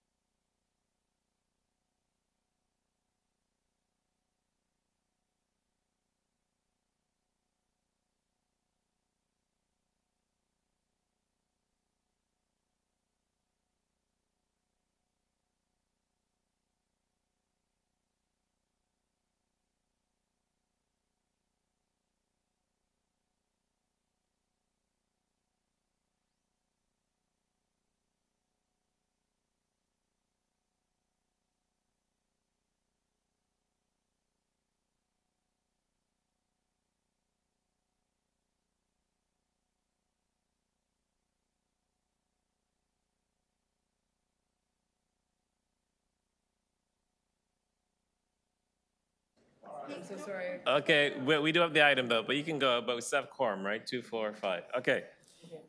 Put the item on the screen. T 13.18, Curb Lane Cafe, 88 Pleasanton Avenue, Humber Street flankage. Deputy Mayor Malik. Yes. I'd like to move this forward. Thank you. Okay, all those in favor? Opposed? Carried. Just got to read the, okay. I have to read the bills now. That bills 411 to 429 and 434 are prepared for the May 7, 2024 meeting 13 of the Toronto and East York Community Council be declared as bylaws and passed subject to section 226.9 of the City of Toronto Act 2006. All those in favor? All those opposed? Carried. That the confirmatory bills to confirm the legislative proceedings of the Toronto and East York Community Council Act under delegated authority at meeting 13 on May 7, 2024, as declared as bylaws and passed subject to section 226.9 of Toronto's City of Toronto Act 2006. All those in favor? Opposed? Carried. Thank you. Thank you, everybody. Thank you, staff.